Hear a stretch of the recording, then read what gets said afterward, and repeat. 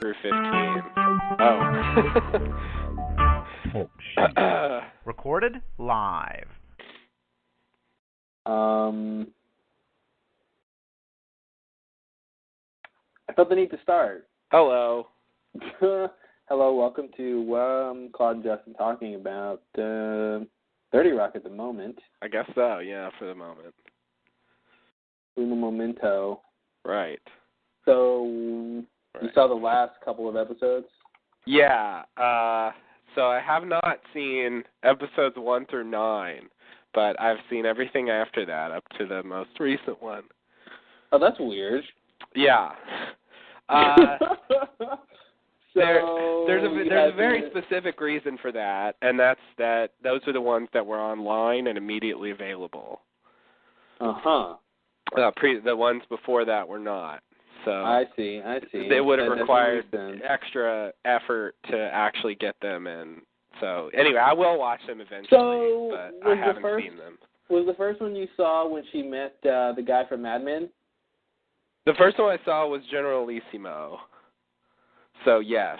Or no. Okay, that's... Actually, no. I think she had already met him by that point, or maybe I'm wrong. I don't even know. No, I think... I'm looking at the description. I think that was their first date, I think. No, Valentine's Day was the first date. That was oh, really? One. Yeah. What? That doesn't make sense. Valentine's Day was after that. Yeah, Valentine's Day was the next episode. Yeah. Oh, so she... That was their first date. Oh, no, their real first date. Then they did a do-over because the first date was her drugging him. The first, okay, yeah. It wasn't really a date, but it was like a... Yeah. Yeah, it was a come over to my house and I'll drug you and so. Yeah. Forgot about that. Yeah. So, but yeah, I think that was Generalissimo, so I think that was episode 10. Yeah. So that's good, though. I just meant that that was the beginning of a new arc, really. So. Oh, okay, yes, yeah. So I guess I did get to see that arc, which I guess kind of ended, maybe. Yeah, in this last episode. That's kind of how Liz does it with the guy. She ends it maybe. Just ask Floyd. Oh, yeah. Who I guess is in Cleveland now. Ended it for now, I guess. I thought the whole thing with him was really well done. The thing that the interesting about the show is they'll take a simple like the ways. The problems that she ends up finding with these guys, it's like Seinfeld, like man hands or something, like the problems that she ends up finding with these guys is always really interesting.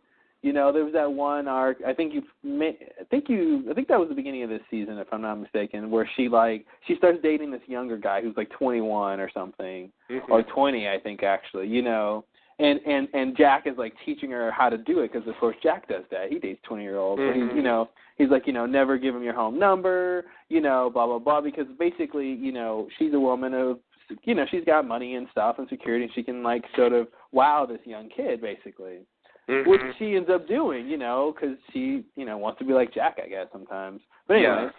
So she ends up doing it, and then like she comes to his apartment to pick him up for dinner, and then like it's a pretty nice place, and she's like, oh, this is a pretty nice place you have. And he goes, oh, I couldn't afford this, this is my mom's place. And he goes, your mom? And then Liz sees his mom, and she looks exactly like her. And she's like, oh, gotta go. And then, like, that's the end of their thing, and it's just, so the story, the reasons that she ends up finding of not to be with these guys is interesting. And the whole thing with this guy from Mad Men, Jon Hamm, the whole bubble thing was cool. I mean, that was a pretty random thing for him to have, Mm-hmm. For that to be his big problem was he's this perfect guy, and but because of that he has this disconnect between reality, Right. And so I don't know, like I thought that was pretty cool. That whole like storyline. Mhm. Yeah. Yeah. It was weird. Yeah, I don't know. Yeah, you got to go back and see the first 9. It's been really good this season. It's definitely been really good. There's a couple of really really good moments. Okay. Yeah. No, I plan to at some point. I mean, I watch these really quickly. They really fly by. It's not, it's like 20 minutes when you don't watch commercials. So. Yeah. Oh shit! And it probably seems different too. Yeah. When you watch them all in a row. I'm gonna have to go for a second.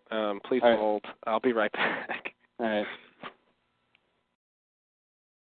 So for those of you still listening, we're talking about 30 Rock. The last couple episodes. I thought this season's been pretty good. Season 3. The show's always progressed. I mean, I love season 1, and I'm going to go back soon and watch it, and it's going to seem really weird, I'm sure. But the show's changed a lot, I think, in terms of where they get their comedy from and Hello? that kind of stuff. Hey. Oh, okay, yeah, sorry. I'm just gaffing. Hope you won't mind if I just go ahead and eat here. I wasn't quite planning on doing Oh, sure, please. We're all eating. That was the pizza we're man. All eating. Oh, nice. So, yeah. Did you ask him if he watched his 30 Rock? No, I guess I should have. You should have asked him what he thought about this season. That would have been the perfect little cameo interview. It's been really crazy. Wow. Wow. Like, what do you think? And he's like, wow. Let me tell you. Let me tell you. So, yeah, I don't know what else to say about it. What did you think about this? How does it compare to, or what? I guess I feel like I'm interviewing you now. How do you like it, and B, how do you think it compares to season 1 or season 2? Yeah, that's a good question. How do I like it? I like it okay. It definitely had good parts. It was reasonably enjoyable. There was the usual stuff I've come to expect from the show. If there's anything bad I can say about it is that it's just all become a bit routine for me. Like the characters have the way that they are, and the humor always springs from that, and I'm just so used to, there's certain kinds of jokes that you just always get from the characters, and they're funny, but it feels a little bit like the show is getting a bit redundant. Really? See, yeah. I kind of feel almost the opposite, just in terms of, I feel like they really changed the kind of jokes that they do on the show. I think, remember my whole thing about, I think one of the precursors to this was when Liz says, about the steak. She says the dog ate it. And I really, really hated that line because it's an obvious cliche, and it's such a jolt of reality of the fact that she's saying this and why, and she doesn't try to pull it off as real, and that bothered me. I just didn't understand what was the point of that, why play it that way. And then I saw them do more jokes like that, more of these really just breaking the fourth wall, just here's our comment on this thing right here. It's just what in whatever sense, And I feel like a lot of the jokes, more than previous seasons, are like that now, where they're just these weird non sequiturs that are, like when Kenneth says about, he makes the reference to the mouth on his back. And then Tracy's leaving, and he says, "See you later," or whatever, and he goes, "Oh, I'm just funning, that was me. I had the mouth on my back sewn up." You think, so it goes back and forth with, is he telling the truth or not about his mouth? Is Kenneth being funny, or is he being serious? And he goes back and forth a couple times, and about this totally irrelevant thing, it makes no, what? He's got a mouth on his back? What sense does that make? Even given that he's, this whole thing about him, he's from the hillbilly, basically. I guess, that's another example of what I'm talking about, I guess. I mean, it's definitely funny, but I do think it fits into something they could have had him do in season 1. It might be a little more extreme, but I think that's... Yeah, that's the thing. I mean, it's definitely the same. I mean, yeah, it's definitely the same context of jokes, but I think the kind of jokes they do, are sometimes different I guess, than they used to be. You know, Liz is somewhat of an exception. She's a little bit amorphous. I don't have a complete handle on what her thing is supposed to be. Yeah, and actually a lot of the jokes I'm talking about come from her more than anybody else. Yeah. So I will agree that, you know, she doesn't really fit in that category, but with everybody else, yeah, Jack, definitely, Tracy, Kenneth, Jenna, Frank, a lot of characters just really kind of have like one track where their humor is. The way their character is determines how they're going to react to a situation, and that's funny. Yeah. You know, and it's good because you know, in a lot of cases the actors are good, and you know, it's funny things to say and do and all that, but yeah, I guess I just feel like they're kind of tapped out, and what they've done in large part is just go more extreme, make it more over the top. You know, which is fine. I mean, it sounds like I didn't like it. I mean, I did enjoy it. It was good. Yeah. You know, it's just I guess you know, maybe part of it is that I'm not particularly invested in their character arcs or anything. So, you know, to me it's just, you know, I kind of just watch the show for entertainment.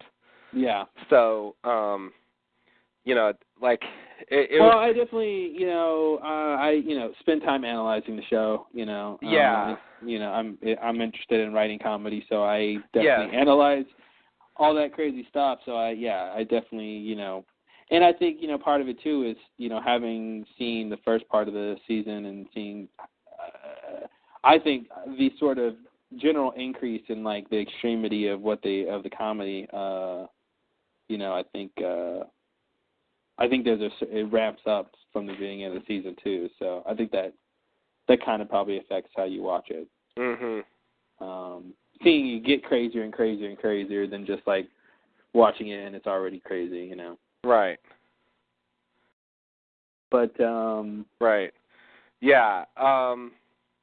No, that makes sense. But I guess I don't know. But the Don Draper plot line was strange, and it was good in parts, and yeah, definitely very, very Seinfeld. It worked well enough. I never quite got used to him not being Don Draper. Really? I mean, I always have that problem. I mean, if there's an actor who I see for the first time in a very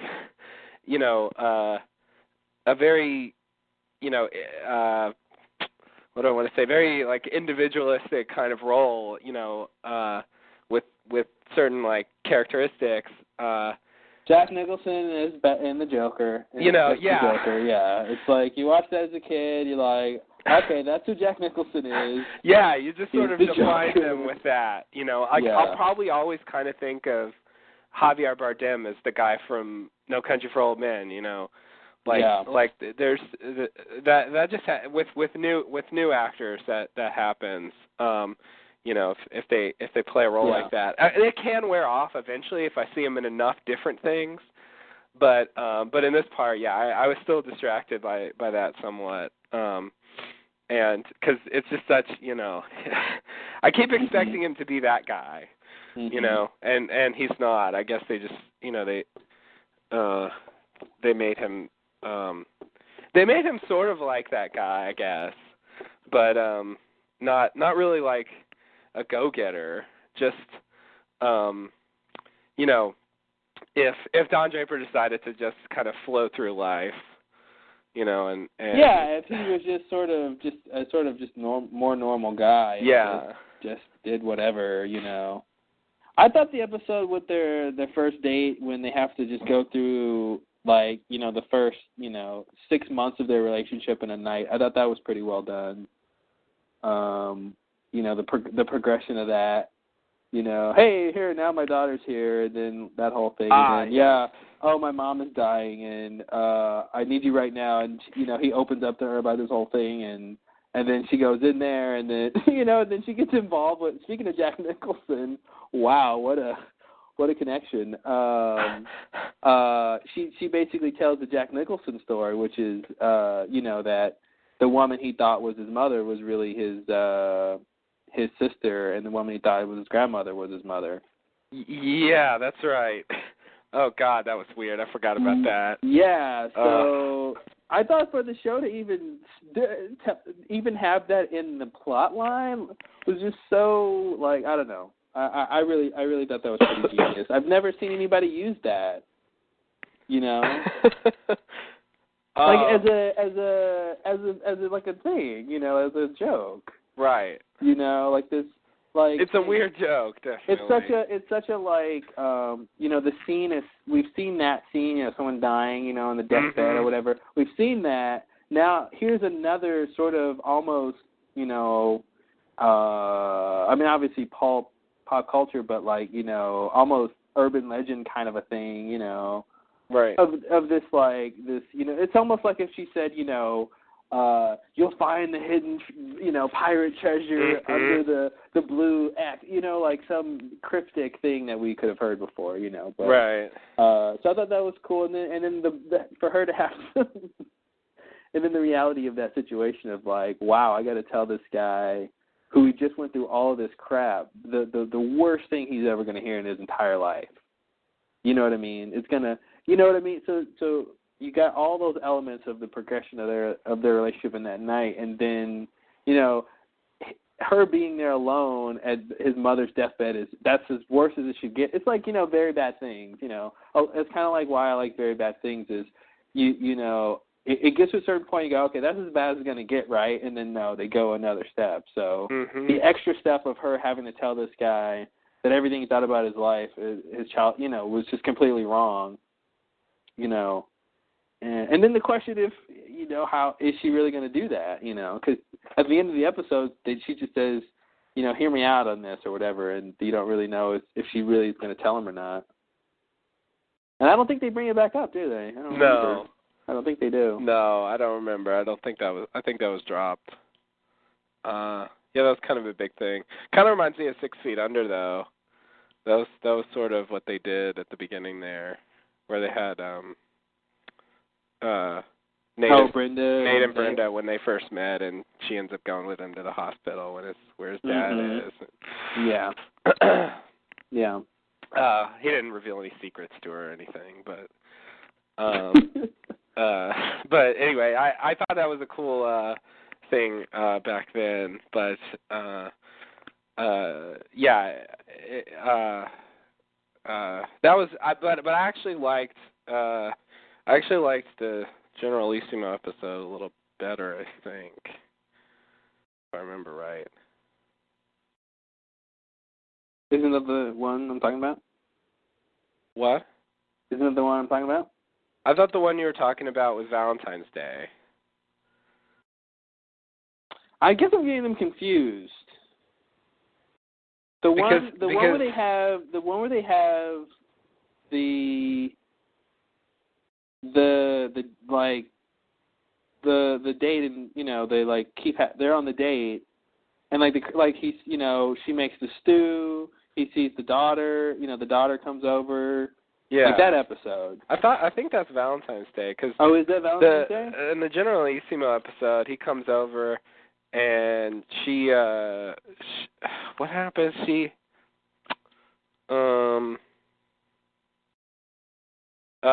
does something that the Generalissimo character does in his show.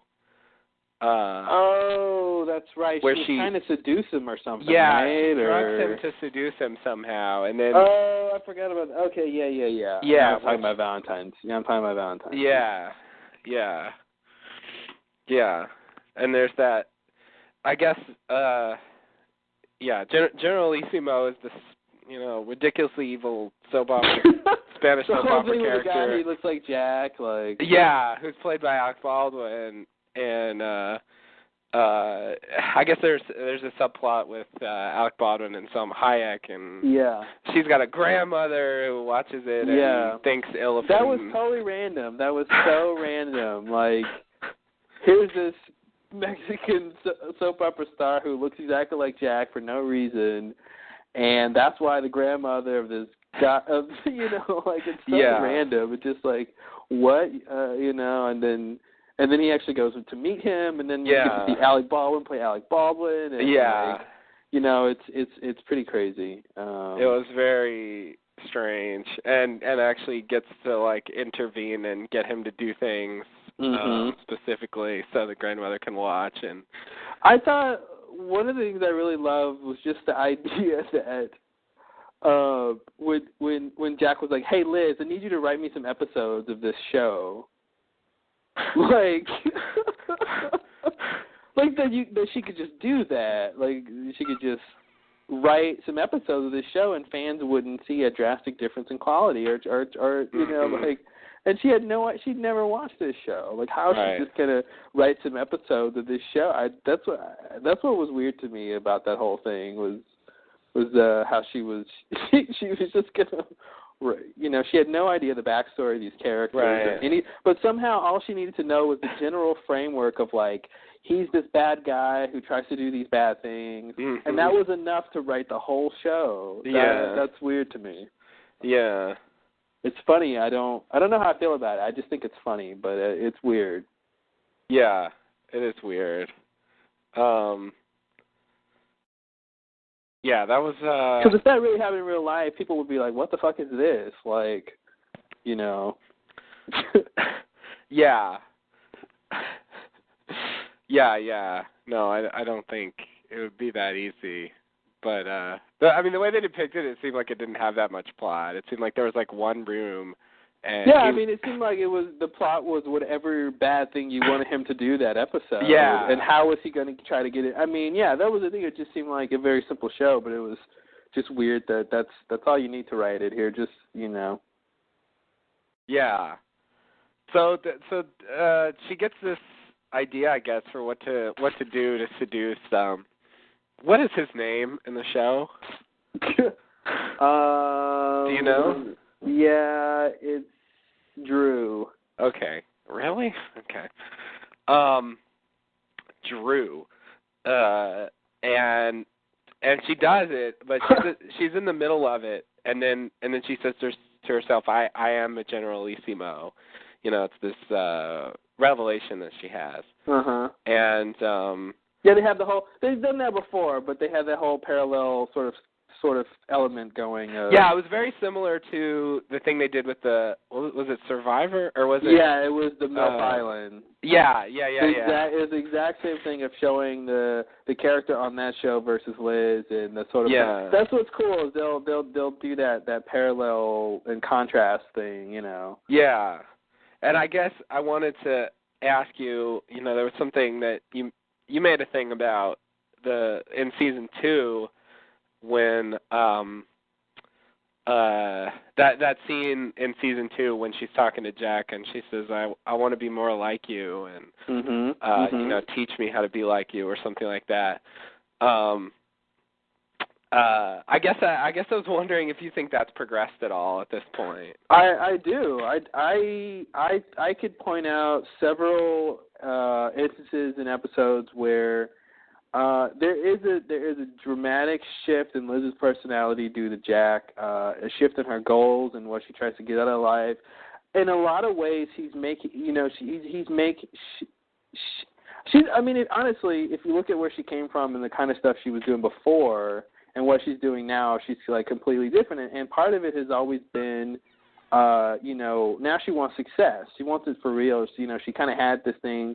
She kind of just landed into this gig. And Jack sort of makes her want more out of things, you know. And, you know, I mean, so, yeah, there's definitely been a progression on that. And I think the whole Milf Island thing was huge for her character arc. The fact that she could be so devious about that whole thing, and she was going to rat Kenneth out about it.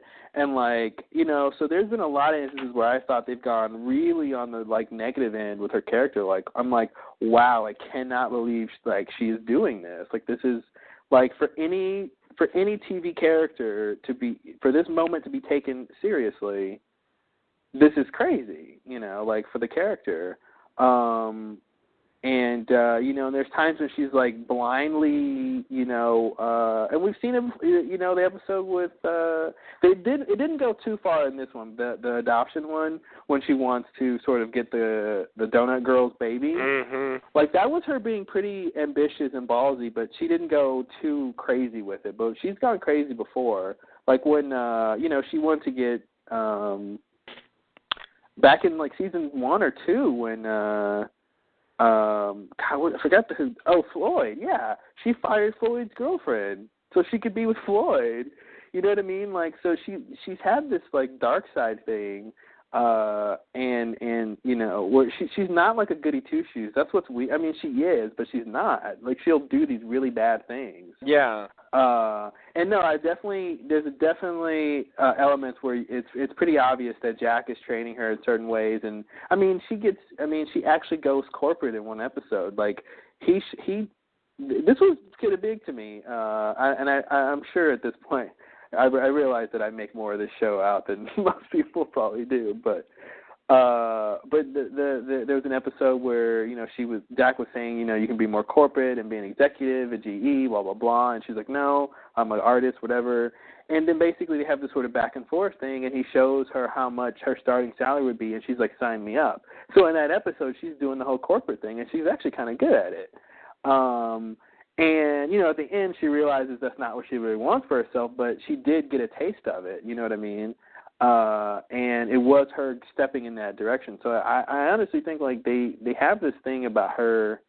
I think it's more about her personal growth overall though, because like in the last, her big mantra was I can have it all. The episode, I think it was Floyd again when the airport. Where she, at the airport where she's got the sandwich, her big love, she's got the sandwich, and she's trying to get through and get Floyd, and she's like, no, I'm not going to sacrifice. I'm going to, and that was her whole thing before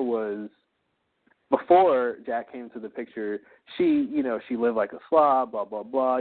She was just complacent basically, and she didn't mind like not having a social life or not doing certain things, whatever. But now she's like, she wants it all. So that's what's weird to me about the show is more than like most other comedies, half-hour comedies, these characters have, Liz, I should say, has these like a real goal, and like they make points out of it for them to acknowledge their goals and what they're trying to get and how they feel about certain things, and then you can see them getting them or not, and a lot of other comedies are just more surfacey about things like that, even like with Friends, like nobody had any like real like goal, stuff like that, It was all more, they just wanted a good job, or there was some relationship thing, or there wasn't this sort of like, sort of long-term arc in terms of personal growth or something, They definitely changed over time, but it wasn't the same of like realizing what your life is deficient in and then trying to get those things, like the conscious effort to do that is what she's kind of doing, and Jack is teaching her how to do that. And again, maybe I'm making more of the show than I should, but so I admit I don't really remember season 1 very well. Mm-hmm. So I'm just gonna throw this out there. Like, was she really just not at all devious in season 1? She wasn't as devious as she's been in the last season or two. I mean, most of season 1 was more of her just dealing with everyone else's problems, because that's really what the show is about. But it was really just her dealing with everyone else's problems, and I would say in the more recent seasons, they've dealt with Liz's problems more and like what she's trying to like accomplish and stuff. But okay, so season 1 was more about the other characters. Yeah, I feel like the big things in season 1 for her were her relationships pretty much, and that was the big personal thing you saw in her. Yeah. She had Dennis at first, and then the whole thing with Floyd, but it didn't go too much more than that. But I think it's gotten different. I mean, they talked about, from financial thing. Like Jack asked her, like, how much money do you have in savings? And she's like, I got $12,000 in my checking. So it's like just this little moment of her realizing, okay, I don't have a good financial strategy. Like that's, for a character, for her, that's, for what Jack wants to do, I think that's important for her to realize, And he's got this whole capitalist mindset. That's the thing. He likes her. He wants to conscript her into his ways too. He's got his own plans, I think, too. So, yeah. Yeah. So what do you think her goals are? I think her goal is really just to be happy. I think she has, standards that will sort of define what that means. I think she wants to do her job well. She wants to have a good job, and I think she wants to have a baby. And ideally, I think she just wants, the job, the relationship, and the baby. Those are her big three, I think. Okay. And she's trying to figure out how to get them and to sort of make all that work. Now, did she not want any of those things in season 1? Do you think? No, but that's the thing. We've seen her we saw she cared nothing about babies at first. She had to, it was not a big deal until the first episode, I think, was in season 1 when she was talking to the makeup lady, and she said, "Here, hold my baby while I do Jenna's makeup." And it was this really funny little sequence where, she's holding the baby and rocking her, and then she kind of spins around, and all of a sudden she's in her apartment, and she's like, "Oh my God, baby, how did we get here?"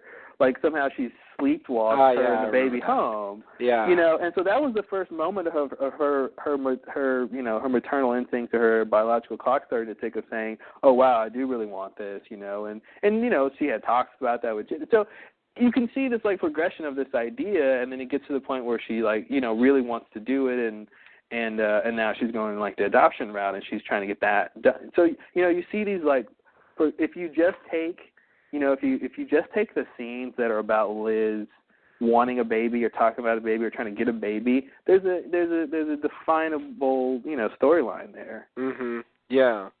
Yeah. I think the way the show is, the fact that it has so many characters and so much crazy stuff going on, it's sometimes it's hard to separate out. I totally agree. I think all the other stuff. That's why I don't remember a lot of that stuff. I'm saying those things, and it sounds like maybe I think they're not true. I really don't even remember. When she decided I forgot about that scene completely. Now I remember it, but yeah, I haven't seen the show as much as you have, so I'm deferring to your expertise. Yeah, I've seen it a lot. I guess it feels the same to me, and that's what's confusing. It does appear that there's this arc, and yet somehow it feels like the show hasn't changed that much. The characters' relationships have evolved to a certain extent, but I would say, that's what. I agree. It hasn't. I don't want to say it hasn't changed a lot, but I would say in terms of the relative relationships with all the characters and where the comedy is coming from and the kinds of storylines, has it changed a lot? No. But I think there are a lot of key elements that the show has changed in terms of the kind of stories that they tell. They tell longer stories now. Mm-hmm. Most episodes were just like, hey, here's an episode about this thing, and that's it. Yeah. Usually an episode is going to have plot lines that are carrying over from the previous one, or the setting up for the next one. So they're telling their stories longer. I think they're making their characters weightier. I think we see a lot more like issues that these. The whole thing with like Frank and his dad, that was sort of to have Frank have this whole storyline, like that was sort of needless. But they're trying to flesh out these characters. Now we know that Frank was. He's like Italian, and his whole family's in the mob, and he was going to be a lawyer, like his all the men in his family, that whole thing. Yeah. So that's interesting in terms of character. Obviously they just really play it for the comedy, but I think that's the kind of stuff that, and maybe it's just the show's been on for a while, so they can talk about that now, but I think they're trying to show more from the characters and Tracy had to think about. I don't know if you saw it. I think it was earlier. Did you see the one where Tracy thought his kids were trying to kill him? No. That one was really a really great episode, and you saw his son, right? I did see his son. See, that's what's interesting because they had they've had his kids on a couple times, and the one where Tracy thinks his sons are trying to kill him was the first one where the sons had quite a bit to do. Mm-hmm. And the main son that's talking in this one is the one that kind of stood out. Like that kid's crazy. Tracy Jr. Tracy Jr. is crazy. Like the emotion that comes out of that kid is like, I don't believe he's whatever age he is. He seems like an adult in a kid's body. He's so weird. Yeah. Yeah. You know what I mean? It's weird. It is weird. Yeah, that scene freaks me out. But so for me, the context of that was like, oh, here's this cool acting kid. Now they're gonna give him a whole bunch of shit to do, and he's in a scene with Alec Baldwin. He's yelling at like Alec Baldwin. Yeah. Like telling him he's like an idiot, and like he doesn't know how to, like, come on, like how crazy is that? Yeah. And he actually pulls it off. He does pull it off. He's matching wits with Alec Baldwin. It doesn't feel like, oh, shut up, kid, go away. Yeah. Like scenes like that do sometimes. You notice they didn't give his brother like shit to do. No, his brother didn't have to lines do at all. Yeah. He just stood there. Yeah, and it's like, wow, there's a difference between like obviously this kid can do a whole bunch, Yeah, they clearly gave him all the lines. I'll have to see that earlier one. That sounds good. I was going to say, I picked up here episode 10, and obviously I missed things because there were plot lines in progress. And yet it all felt, very natural. Like, to me, 5-minute synopsis, and I feel like I could have easily watched this. It didn't really feel like I'd missed that much in terms of plot. There were just a few little things that were really different, and that's what I like. What you describe is true. It's definitely there, and yet it just doesn't feel like it's there. The show feels, I don't think the show rests on it. I mean, honestly, that's something I'm interested in. The show doesn't rest on it. It's not. It's sort of not about that. I mean, I feel like I'm almost comparing it to Mad Men in that way of like, Mad Men's kind of the if you dropped in on it at a certain point, you really wouldn't miss much, in terms of the way they have their storylines, but it's all about the characters and what they're going through, Yeah. But that show rests on that, whereas 30 Rock doesn't rest on Liz's arc. It's just, to me, it's just it is a example just of good writing of here's a tool of which they're going to use to kind of tell this story, which is having her go through this character arc while she's going through all this, while everyone else is just like orbiting around her with their craziness. Yeah. Yeah, it's a crazy show, and I think that's why I got to go back and watch it from the beginning. But I think probably when the season over, I'll do that. But I do think there was a shift in the sort of tone, starting with season 3, or actually starting with season 2, really. Season 2 definitely felt different to me. Yeah. There was a shift in tone, I think. And they've kind of progressed that, and I've gotten used to it. I like it now, but at first it was just like, what are they doing? Season 1 was, now it just seems like season 1 was different. I mean, yeah, that's the thing. It seems like season 1 was different. I kind of feel like season 3 feels somewhat in line with season 2. It didn't feel like I was watching a different show at all. But I agree. Season 2, that's the thing. Season 2 and 3 are filled together. Going from 1 and 2, it was like, man, they've really changed it. It's the whole the way the scenes flow just felt different. There was something really off off about it. I guess I'm used to it now because it seems normal. But that's the thing. I'm dreading. I'm not dreading, but I mean, I'm aware of the fact that when I start watching season 1, it's going to be radically different. Yeah, it's going to feel I'm like, weird. oh, this is what it was like. Yeah, that was the original show that was good, but then they changed it, and it was still kind of good. And you know what show is not like that I just started to rewatch because I have nothing else to watch, I guess? What? Arrested Development. Oh. That show is so consistent. Like, you pop on an episode, and it's just like all the other ones. Yeah, Which except for season thing. 3. Except for the last part of you know what? I had rewatched Arrested Development a couple months ago, and I got to the end. I got to the middle of season 3, and I stopped. Oh. And I didn't finish it. So, but I want to watch it again, so I started from season 1 again. But like, that's the thing. Season 3, it's just too much. It's too focused on that whole thing, and the whole spy thing, and it just It's good the first time, but it is good the first time. You just once they reveal the whole thing, it's like you put us through all that for this, and have to go through that again and again. No way. Yeah, it's a bit much. I actually still have not finished the series for that reason. What? I have not seen. I've seen the first 4 or 5 episodes of season 3, and that's it. Oh man, you got to push through it, dude. Man, I couldn't. It was I was just like, this isn't the show that I wanted to watch. It just wasn't the same, and I do have to say it gets back on track. Once they drop that, they jump right back on track. All right, well that's good news. I should watch that. I should have watched it when I was originally watching the rest of it, but. Well, now you're going to start from the beginning. Yeah, I guess so. I guess I should.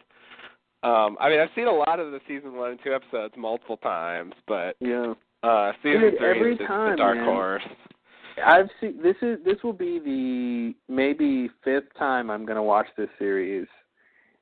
4th or 5th, and I tell you, every time I rewatch it, I see new things I did not see before, like realizations of why characters are doing things in terms of like I get it in terms of the comedy and the lines, but like just in terms of plot things, I'm like, oh, that's why they went and did that because of this thing that's there, but you don't kind of get it because the show is so frenetic, It's really it's easy to miss things. And the whole so all of that is crazy, and then just weird stuff that happens, and I'm just like this. There's the episode where he's dating Julia Louis-Dreyfus. She's pretending to be blind, and he takes Michael takes her dog to the vet, and then that's when he realizes that the dog is not a seeing eye dog. The dog is actually blind. That's why the episode is called Justice is Blind and Justice is the Dog. And so I know, right? And then do all the legal stuff.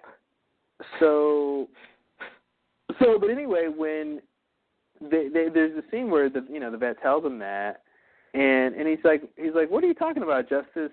Justice isn't blind, this is a seeing eye dog, and Justice jumps off the table. He's like, come here, boy, and he jumps off the table into a trash can. And then they sort of cut back to a wider shot of Michael and the vet sort of looking at him, and he just kind of just ruffling in the trash can, and he's like, I don't know why I never caught that or if I forgot, but I never noticed that he jumped into a trash can. I just thought he jumped, because as soon as he jumps off, they cut to Michael, but I don't know. I just thought that was the most hilarious thing of, why is there a trash can at the end of the table where the dog is, I don't know. Small office, I guess, but. Yeah, and he was a pretty big dog too, so it was really funny. Yeah, I don't remember that at all. I remember that episode, but I don't remember that scene.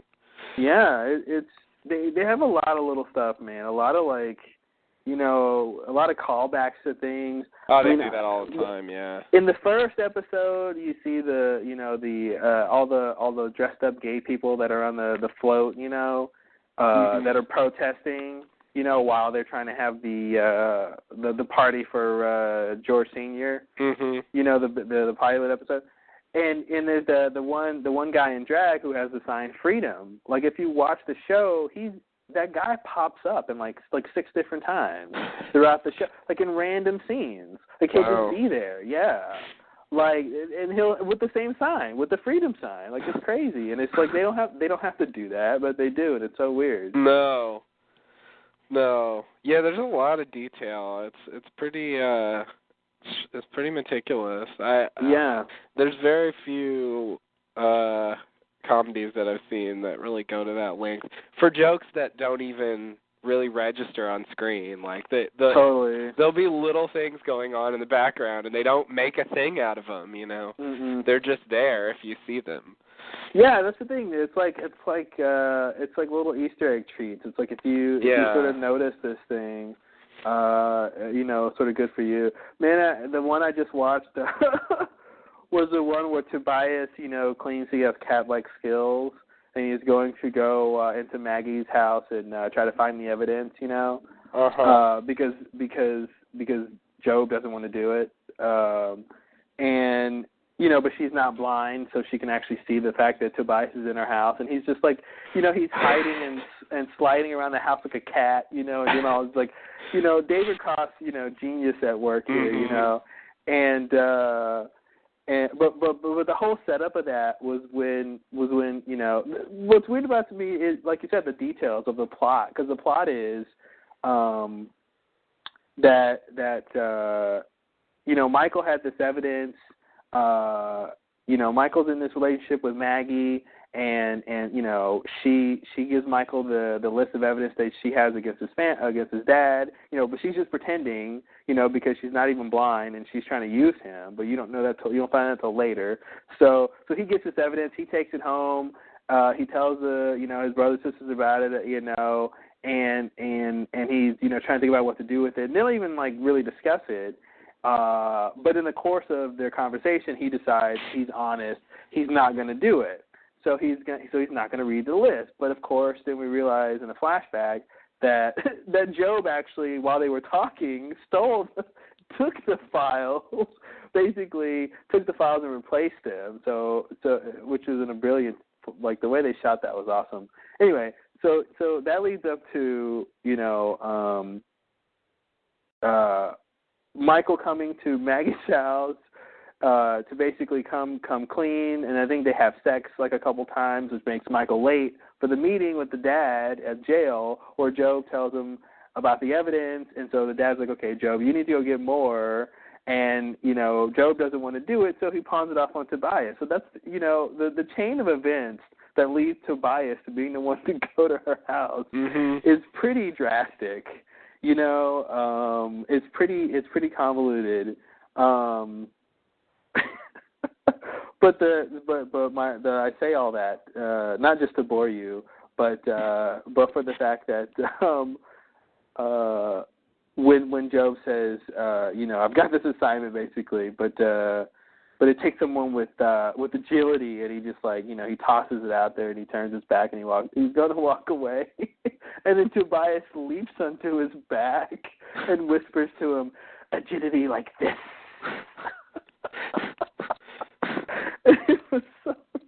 That is probably my favorite Tobias moment.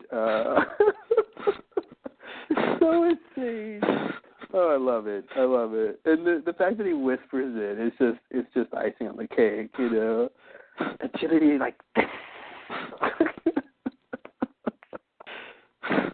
Oh man, yeah, he just leaps onto it. Great. Yeah. I remember that. That's good stuff. Yeah, I mean, you don't get that in your everyday show, I gotta say. Not at all. And I feel bad too, because I had the chance to like this show before I actually liked this show, because it was on and people were talking about it, and I tried to watch an episode, and it looked like the most ridiculous thing ever, and I could not get over the shaky camera, and it made no sense, and I hated the voiceover, and I was like, there's nothing here of value. This is crap. Yeah, I remember you not liking it. What are people talking about? Yeah. And then I actually watched it from real, starting with the pilot, being introduced into the mayhem. Right. And it's a lot better. It's a lot better. Yeah, it's not a good one to jump in on. It's pretty intense if you don't know what's going on. Yeah, I wasn't grounded. I didn't understand what was like. There was nothing to ground you on. Yeah. It's just all over the place. Yeah. Once you know, and they just throw it at you, and you just have to deal with it. And so, what do you think about the movie? Are you? I'm excited. I think it's. I mean, I don't. To me, it's like the Simpsons movie. I'm like, it's not something that should be a movie. Like in its ideal form. Yeah. So it's not like I'm like. So to me, it's like a bonus. It's like I think it'll be good. I think it'll be entertaining because I think the people who are making it are good at being good and entertaining. Right. Like the Simpsons movie. I'm not expecting it to blow my mind or anything. I think it'll be good. I don't know what it will be like, but I think it'll be worth watching. Okay. Yeah, I don't know. I wonder how much being a movie is gonna affect it. How different it's gonna be because it's a movie. Yeah. Like a lot of movies I've seen from TV shows. I mean, they're just necessarily very different from the TV show because they have to be a movie. I think the Simpsons movie is probably a good model. I mean, because that was my question was, how does something, how do you, what do you do? That was my question with the Simpsons movie is what do you do with it? Like, do you just make a really long episode? Like is that all you do? Is you just make a long episode and that's not really what the Simpsons movie did. They built in this huge plot line that was movie worthy, is what they did. Where they have to basically save Springfield. Yeah. That's the kind of plot you have in a movie. You don't have it in a everyday episode. You know. So I think that's kind of probably what they're going to do is center the style of it around some big plot line, which would make sense, I guess. I have actually heard really good things about the Sex and the City movie. Have you? Who are you listening to? I've heard nothing but bad things about it. Okay, well, one of my sources was the guy who wrote the show and the movie. I listened to an interview with him. Oh, was he saying good things about it? So he was biased, maybe. But listening to what he was saying about how he wrote it and about what he was trying to do made it seem really interesting. So I guess that's different from. But I thought I heard people say they liked it. But I don't know. No, I'm sure some people liked it. Yeah. I read quite a few bad reviews, and I talked to a few people who actually saw it, and none of them actually liked it. But and these are people who did like the show. Yeah. So they weren't inherently against it. It's apparently not that much like the show as usual. Yeah, that's kind of what he said was that he realized that's what he realized that's what he was going to have to do was make it a movie, or not make it like the show. So that's so things like that I think about when I'm thinking about the Arrested Development movie. It's like what are they going to do? Mm-hmm. How are they going to make it movie worthy? And not just long episodes. I guess my nightmare is a movie about the Charlize Theron plot line, something of that type. Yeah. Where that's the main plot line for the movie. That's they could have done that. They're not going to, but they could have. Mhm. That's I guess because I guess I feel like when it's a big plot like that, I don't know. I feel like it can just ruin things. Yeah, I agree. I mean, I feel like they'll probably have everyone have their own mini plot lines that revolve around some big kind of main thing, and it's really. I mean, it's just going to be how good is the main plot line and how good is their side stuff. Yeah. Yeah. Yeah. I don't know, it's weird when, like I said, TV movies, or movie TVs or whatever. Movie TVs, why not? They're a bonus. It's just like whatever. Yeah. If it's like the even the Battlestar Galactica movies. Well, they're not great, and it doesn't bother me. It's a bonus. It's like extra, like cool. If it's good, it's good. If not, it's not. It doesn't bother me. It's not like if it was something I liked. I don't know. It's a different category. Yeah. Of movies, Yeah, it's a weird line. I think if they just make an episode, basically a movie length episode. I mean, they just make it like a 2-part episode, and they just string it together and that's it. I kind of feel like the Battlestar Galactica movie was more like that. It was also a prequel, but it still felt like the show, But the movies, because that was shown on TV, but the movies that are released in the theaters, usually, I think if you just copy the show, I don't think that's going to work. I think that'll come off weird. I think most times people try not to. I like I said, I think that was sort of the key is they try to make it movie worthy. It's like, okay, well, why are people going to want to see this in the theaters? It somehow has to be bigger. The movie the movie experience is more spectacle than TV is, and so you have to sort of ramp everything up. Yeah. But I think the flip side of that is if you're a fan of the show, it's not going to be like the show, so it's going to be something else, and you may or may not like it, Yeah, totally. Whatever your tie was to the show is just not going to be there for you. And have you seen any of the Futurama movies? No. I haven't seen the Simpsons movie either. Oh, really? Yeah. Yeah, The Simpsons is weird. I didn't even want to watch it. I guess I could. I'm very ambivalent about it. I think if you're a Simpsons fan, like if you which I guess I am. Simpsons, I mean, how many seasons do I have to have watched to be a fan?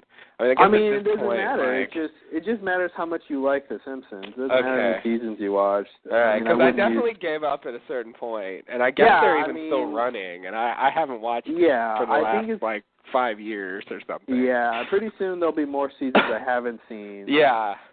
I would say I watched most of the episodes until at least season 12 or 13. Yeah. And I think are they on like 19 or 20 now or something? Something like that. But I want to say they're in the 20s, but I could be wrong. This was weird. I mean, the show had just got different, which it should. It's been on forever. I think I grew out of wanting to watch it anyway. I think a lot of people do. Yeah, I don't know. At a certain point, I just felt like I'd had enough. Yeah, that's the thing. But I think what I was going to say is, in terms of being a Simpsons fan, is the sort of the fact that when how much you used to like the show and how great it was. Now there's a movie of that, and so I think it's nice to be able to say, okay, for the kid in me who loved the Simpsons, now I can watch the Simpsons movie, right? And I think it's worth watching. Like I said, if you're a fan, I think it's worth watching.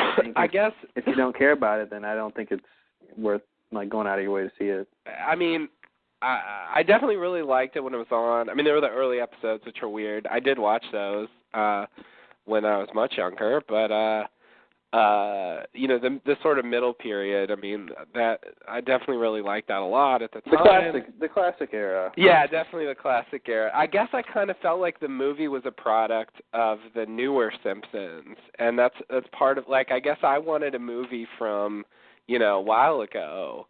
I kind of wish they had made a movie back then. I didn't necessarily want the current incarnation of the Simpsons movie.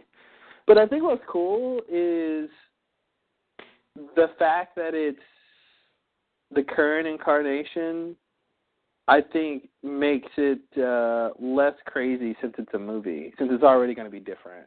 Yeah. Since it's a movie, Yeah. Yeah, that's true.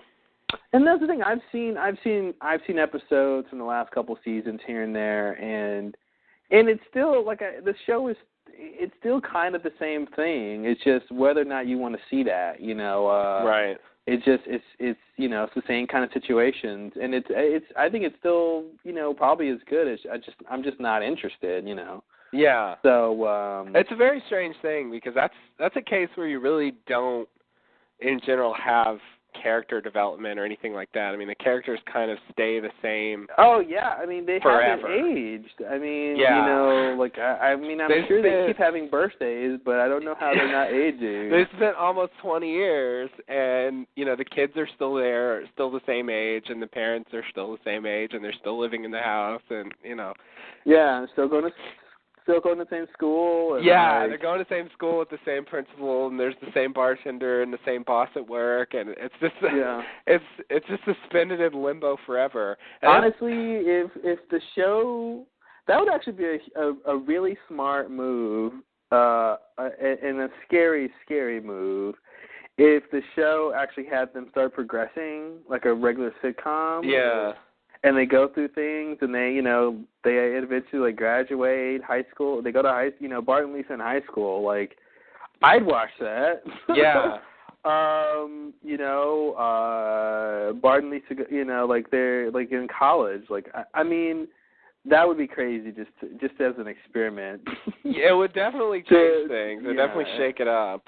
Yeah, having like real long-term like character arcs, like, yeah. I mean, it'd make the show completely different, but it would. It'd be interesting. And like the voice actors, some of those, I think all of them have been doing it from the beginning. Yep. And so, they've aged like 20 years. Oh man. They're pretty like, old now. That's just really bizarre. Like, honestly, I think The Simpsons is going to be around for I mean, it's already in the realm of Walt Disney and all those classic characters. I think it's in that realm, and I think they will, when the voice actors are gone, I think it'll be a thing where there's other, new voice actors. They'll just bring in people who sound like who them. learn it, just like Bugs Bunny and and everything else, Right. Yeah, and it'll just continue to infinity. Until they can program robots to do it. Robots, perfect. Can't wait till the robots take over. Yeah, my classic example of a movie ruining things is the Star Trek, particularly the most recent one, I guess. No, Nemesis? Nemesis, yeah. Oh, Nemesis. Yeah, I mean, some of those weren't so bad. They were all weird, and they were all definitely a step off from the show, but Nemesis was the worst. Nemesis. And in a way, like, it really, leaving it on that note really kind of was really frustrating to me. It was really kind of disappointing to have that be the final thing. For that group of characters, so that's sort of the worst case scenario of a movie for me.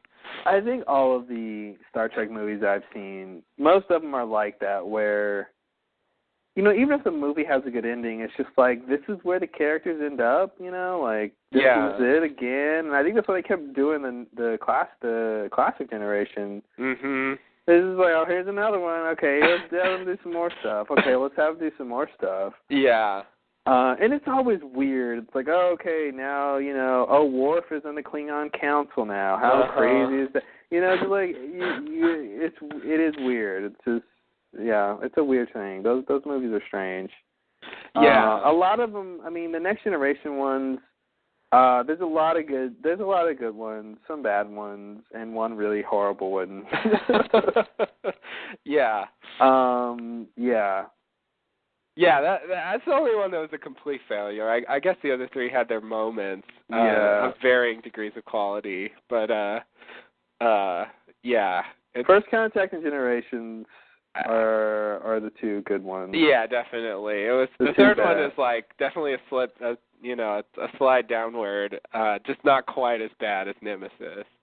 Insurrection. Yeah, Insurrection. Insurrection is definitely a step below those two, and a step above Nemesis. Yeah. Yeah. Insurrection had its moments. That's the thing. Yeah, it had its moments, but it was. It's definitely okay. The whole thing about being cut off from everybody else, I think, was a big problem.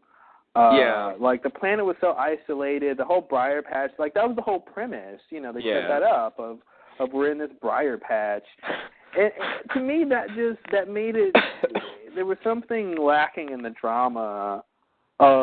Of like, well, the only reason that the sonar are even an issue is because of, like, they're in this briar patch thing. Like, they don't have that many ships, you know. Like, they could. It was just weird. It was a weird set of circumstances, and then, you know, like the planet, where the people are just like, you know, they're studying these people, and just had a lot of weirdness, I think. Yeah.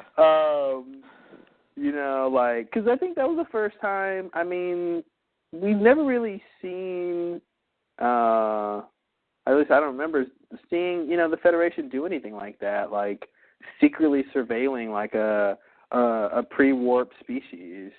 You know, that was weird. Oh, well, no, I mean, they would do that.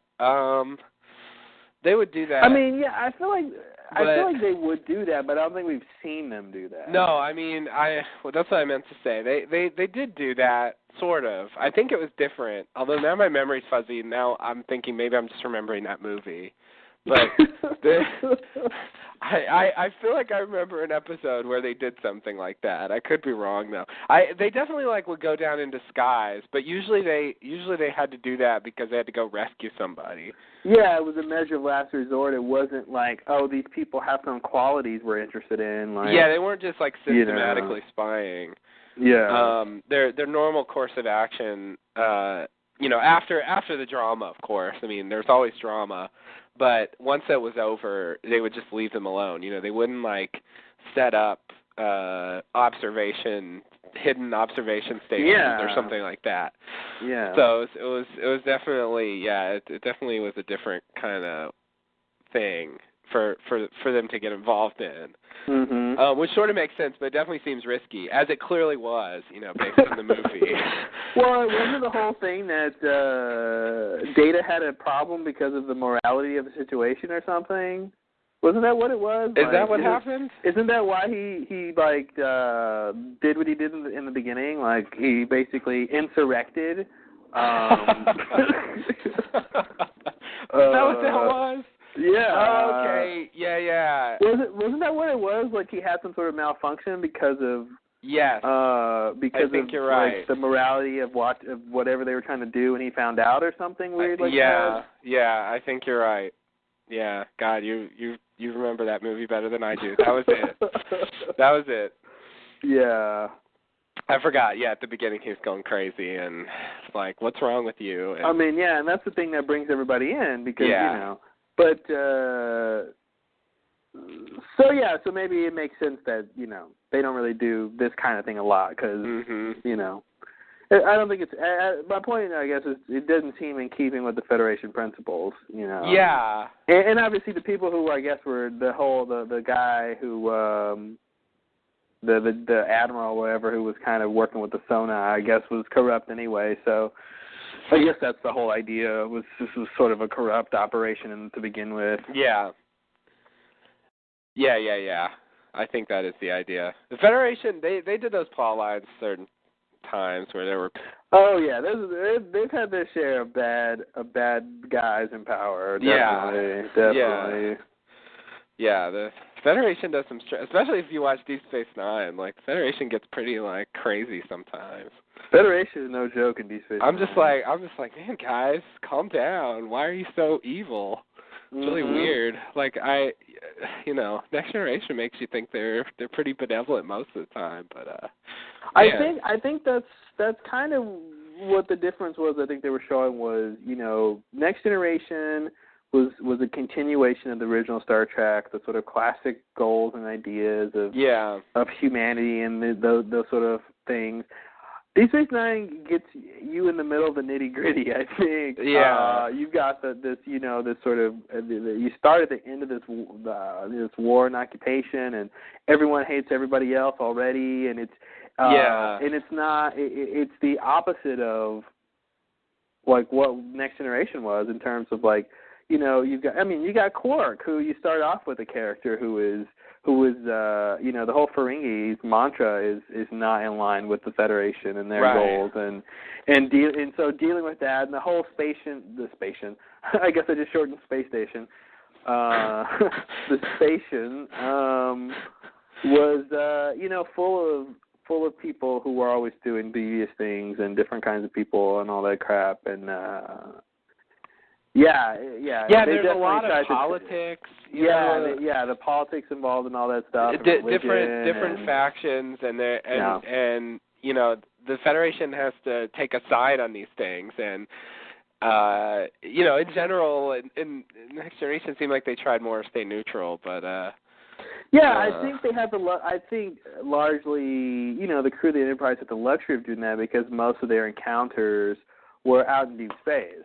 Yeah. And they could say, no, we're going to be neutral and leave, or we're going to help you in this situation. And it wasn't like, you know, I mean, Deep Space Nine was the hub of all that stuff. They were living in that situation. Yeah. It seemed like in Next Generation, the Federation would say, no, you need to stay neutral. And then he would just be like, no, I'm going to go help them. God damn it. You know, I guess he wouldn't say God damn it. But anyway, And then it seems like it's the other way around. Like they want to do something, and then the Federation's like, no, you can't do that because the Federation position is this, and you're not allowed to help them because we need our alliance with so and so because we have. It's definitely different times. I mean, they weren't in the middle of a war. I mean, with during Next Generation. I mean, they had the sort of the Borg thing, and that's about it. There wasn't any major war. Right, yeah. Or conflict. I guess I guess that was the thing. But it was just weird to see. Anyway, that's little Star Trek talk. You're listening to Trek Chat. That's right. Call Justin. Yeah. So excited about the new movie? The new Star Trek movie? Yeah. Excited is not a word I'd use. Okay. I was just talking about this. I think if, you know, when I heard they were going to make it, I was like, uh-oh. I heard J.J. Abrams was directing, and I said, okay, that's a good thing. Yeah. I saw the trailer, and they made it look like I understood it's going to be an action movie. They're selling you on the action. I think at the very least, if it's a good action movie, it'll be fine. Okay. I think if it's any more than that, that's a bonus. Okay. I think the fact that they're even trying to revive the franchise is a good thing, and I think it's smart the way they're marketing the movie and the idea of it just being the younger generation. And, you know, they got all these young kids starring in it, and that in an action movie. You know, Fast and the Furious in outer space. I mean, if they can pull that off, you know, then I think that'll be good for rebooting the franchise, and then I think they can do other stuff with that. So I'm looking at the movie as you know, a proponent, you know, propelling the future of Star Trek more than. I hope this is a great Star Trek movie. Okay. Because I think they need to ramp up to that, and especially considering, you know, I'm not really a fan of the classic, the original era, so I'm not really that invested in these characters anyway. But like I said, I think I hope it's pretty good, and I think as long as it's a pretty good action movie, you know, like, then I'll be happy.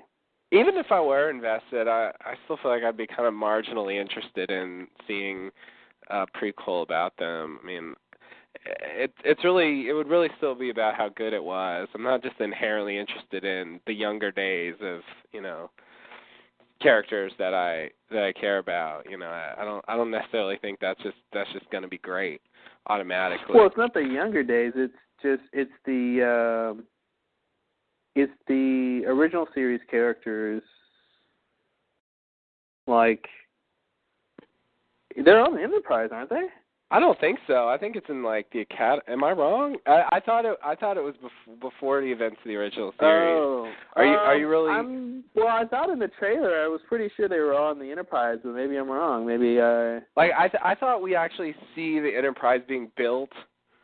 Oh, you're right. You're totally right. Yeah. No. Definitely prequel. Yeah. Okay. You know what? As you know, Star Trek Academy, you know, I've always wanted to see a show or something about Star Trek Academy. Yeah. We've seen a bit of it on Next Generation when Wesley went. Mm-hmm. I think I would love to see a TV show. Honestly, if I could do anything in Star Trek, I would do a Star Trek Academy TV show. I think it's a great idea. And so they seem like they're kind of doing that, I guess. Yeah. So that's but interesting. It's a movie. I forgot that. I forgot it was them in their early years. Yeah. Yeah. It would be weird if they actually did, like, and maybe they're going to. Maybe after this they will, but it would be weird if they actually go to, you know, the future, go to the time of events that have already, you know, been covered with these new actors. You know, that'll be... Yeah, they might. That'll be a whole new thing. Doing a prequel is sort of safe, you know. They don't really have to match up with anything that we've already seen. But I didn't really consider that as a possibility. I guess if it did well, maybe they would do that. It'd be weird. I wonder if J.J. Abrams is really going to take over the franchise completely, or if he's just kind of jumping in for this movie. Yeah, because it's a big. Does a lot, man. He does a lot of stuff. I mean, he's all over the place. I think it was pretty telling that he didn't, you know, stay on board Lost. You know, I think he likes to get things going. And hand them off to someone. And, yeah, I mean, I don't even know of the last couple of his shows which ones he was really showrunner really involved with. Yeah. Yeah, you're right. I don't think he's done anything on Lost since season 3.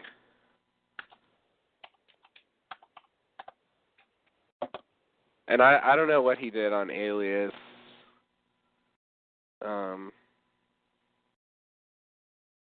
When he does his movies where he's directing them, presumably he's involved there. Mm-hmm. But on the TV shows, it does seem like he just kind of gets them going. He might help write the initial script, direct the initial episode, and that's about it. What the fuck?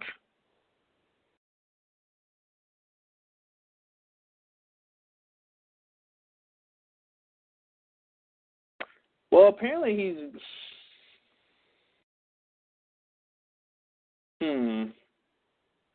Okay, well, maybe not. I'm confused. IMDb is giving him all these writing credits on all these episodes, but I guess... For what? I see. No, I'm sorry. That's what it is. I knew there was a catch here. They're creator credits. That's what they are. Yeah. But it's under writing, and I was like, there's no way he wrote these episodes. No. As far as I know, the only things he had a hand in writing were the pilot and the first episode of season 3. Yeah. That was it. Yeah, that's what I remember too. And the only thing he directed was the pilot.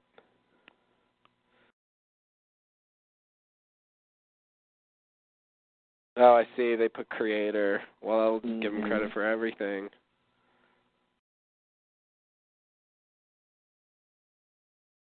Yeah, they should move that. Yeah, it's hard to tell. I mean, he's got all these shows, and he gets executive producer credit, and that could mean he's running it, but it doesn't have to mean that. Yeah. So I don't know. I would be surprised though if he's trying to, like, I mean, unless he inks a deal with Paramount to direct, you know, this one goes well, and they say, hey, do 3 more for us or something.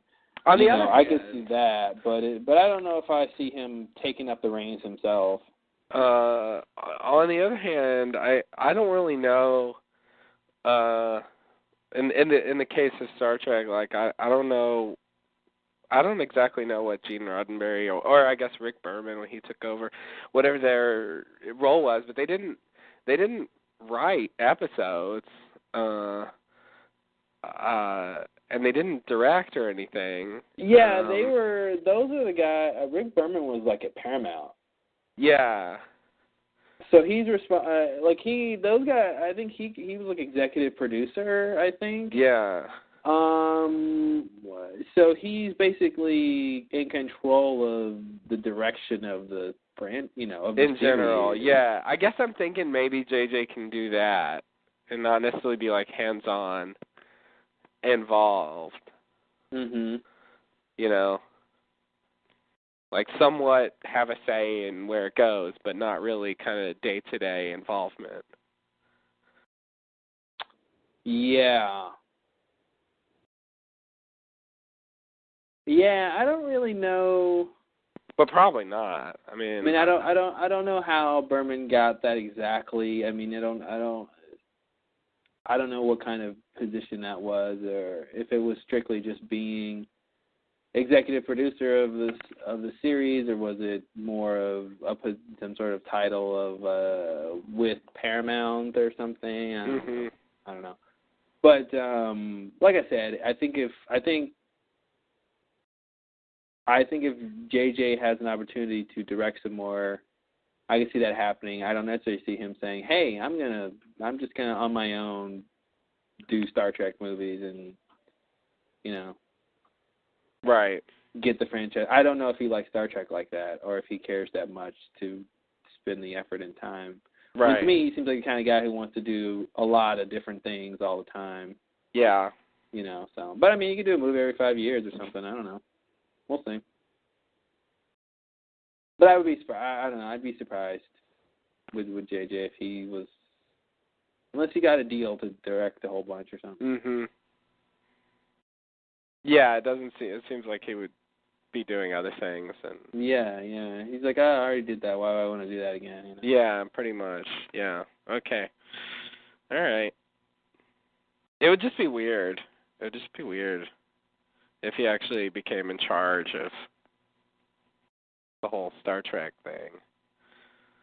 Mhm. And where it went, and the movie's already going to be different, Yeah. It's completely separated from, obviously from the original series, a lot, but even from the most recent stuff, which had kind of a continuum of people, that worked on even I think all four. I think there were some people that actually worked on all four of the recent series. Yeah. So, and that none of them have anything to do with this movie. So, I don't know. Yeah, it'll be weird. Yeah, it will be weird. I don't know what they're going to do. They got a picture of this crazy guy with stuff on his face. Kind of looks like Darth Maul. What crazy guy? Where are you looking at? I was just looking at the IMDb page. Oh. You see the guy with the stuff? Eric Bana. Yeah, Eric Bana. Who's that? I don't know. He looks kind of like a Vulcan with stuff on his face. I can't really tell. I mean Romulan, sorry. I can't really tell what he's about. He seems like a new character to me. Let me see what his name is. Nero? Yeah, I've never heard of. Yeah, I don't think so. I'd say he's probably a new character. You're probably right. Why not have a new character? Yeah, no, they're definitely going to have. They're definitely going to have new characters. These guys who wrote the movie wrote on Hercules and Xena and Jack of All Trades. Wow. So I liked all those things in a weird way, so I don't know what that means. Oh, they wrote The Island. Oh, no. Gene Roddenberry's wife, I think, died recently. Oh, yeah? And But I think I remember reading they actually got her to do the voice of the computer before she died. But that's going to be it. She's not going to do the computer voice again. Whoever, I'll say it now, whoever does the next Star Trek movie really should take the time and invest in capturing all known audio of her as the computer voice. And spending the time and money to make it where she can say just about anything. Mm-hmm. She did say a lot of things. She said probably, I would say, with the exception of a few plot-specific things, maybe.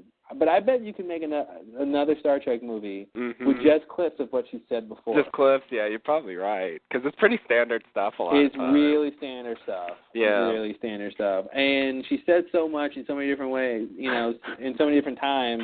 Yeah. That honestly, with technology, it shouldn't be an issue. Like, that would actually be pretty cool if they made her sort of live on in that way and she could, always be the voice. Yeah, they didn't have to get somebody else. Cause, I was just thinking, I was like, man, are they going to have to? Honestly, what they would do is say, it would be a new ship, and we come on a new ship, and it would be, whoever we've known before, and they say, they ask something for the computer, and then the computer has a new voice, and they could comment about, oh, yeah, we got a new voice with the upgrade of the digital whatever system, and that's it, and they would just pay it, and that's it. See how exciting that is? That was really great. You just blew me away. Yeah, it would be pretty weird to do that, especially if they stay in that old timeline, because then they have to explain why her voice comes back at some point. But yeah, it wouldn't be that hard. I guess instead of trying to get someone to sound exactly like that, I guess they could just, we got a new voice for blah, blah, blah. Yeah, they have it recorded, so I think, that'd be cool. I think that's what they should do. If they don't do that, it'd be weird. It will be weird, because that's one of those things that's kind of constant through all the series. Yeah, that was actually cool. That was always nice to have her around after Roddenberry was gone. Yeah. I guess she was a character as well, but she was a character as well. And then the whole Loxana thing, that was huge. Yeah. They gave her a lot of shit to do. They did, yeah. she was at least once or twice a season. Yeah, she was always around. It's like, all right. Yeah. Not getting rid of her, no way. Yeah. That was weird. That was surprising how much they did that. Yeah, I don't know. I think it'd be interesting to see Star Trek set even further in the future, I think. I wonder, if they're going to ever try that and see what I mean, I don't know, see what the transporter and replicator are getting old, man, people are working on that stuff, right now in labs, transporting matter from place to place, because apparently it's possible. Thanks, physics. No problem.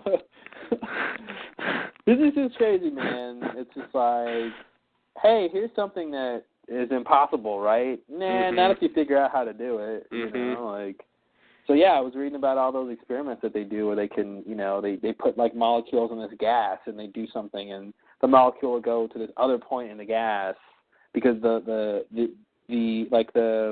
molecule, the gas itself basically creates a copy of that molecule in a different place or something like that. It's this most ridiculous thing, but I see. It's basically transportation on a molecular level, and it's an identical copy of this thing, and so they're working on that now.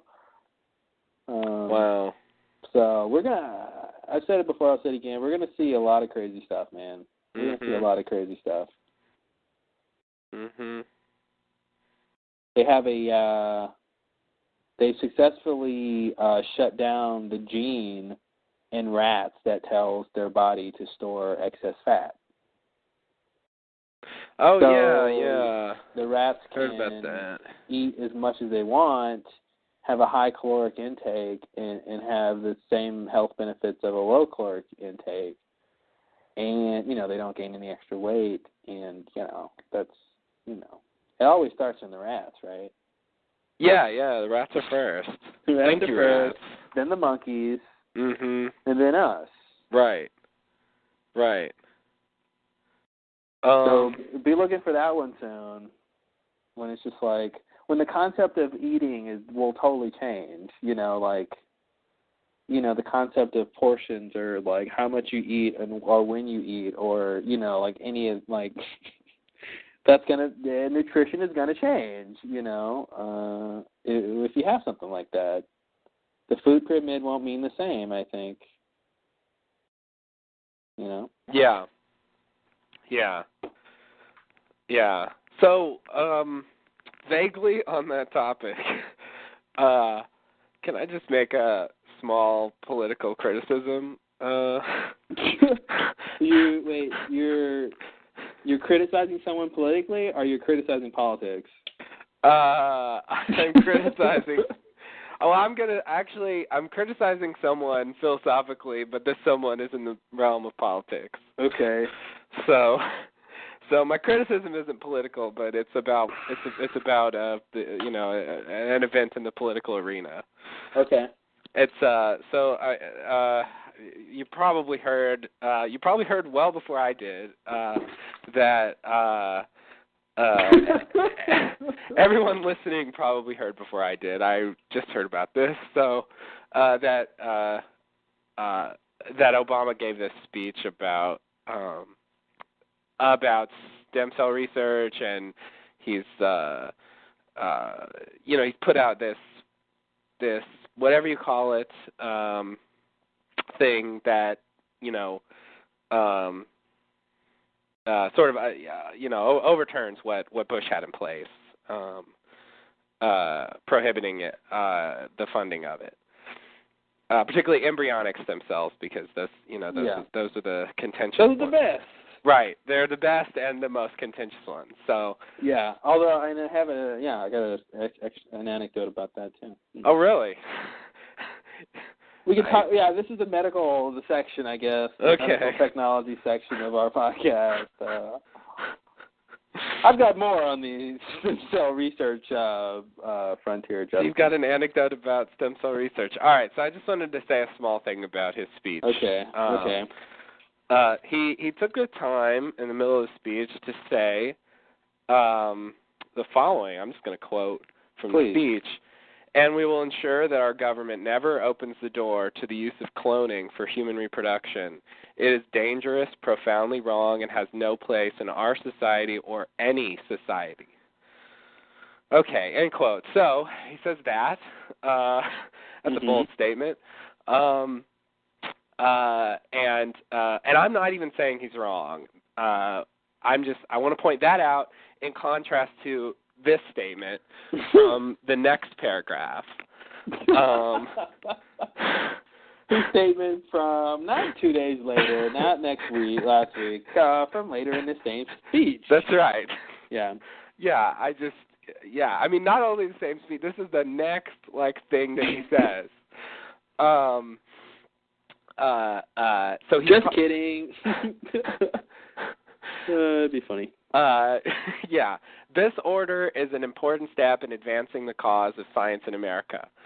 But let's be clear, promoting science isn't just about providing resources, it's also about protecting free and open inquiry.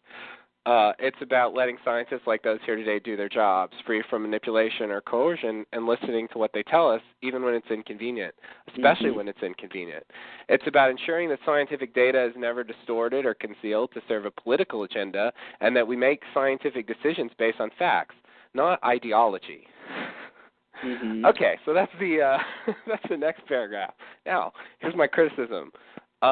If you're going to say that cloning is dangerous, profoundly wrong, and has no place in our society or any society, you can't tell me that's not ideology.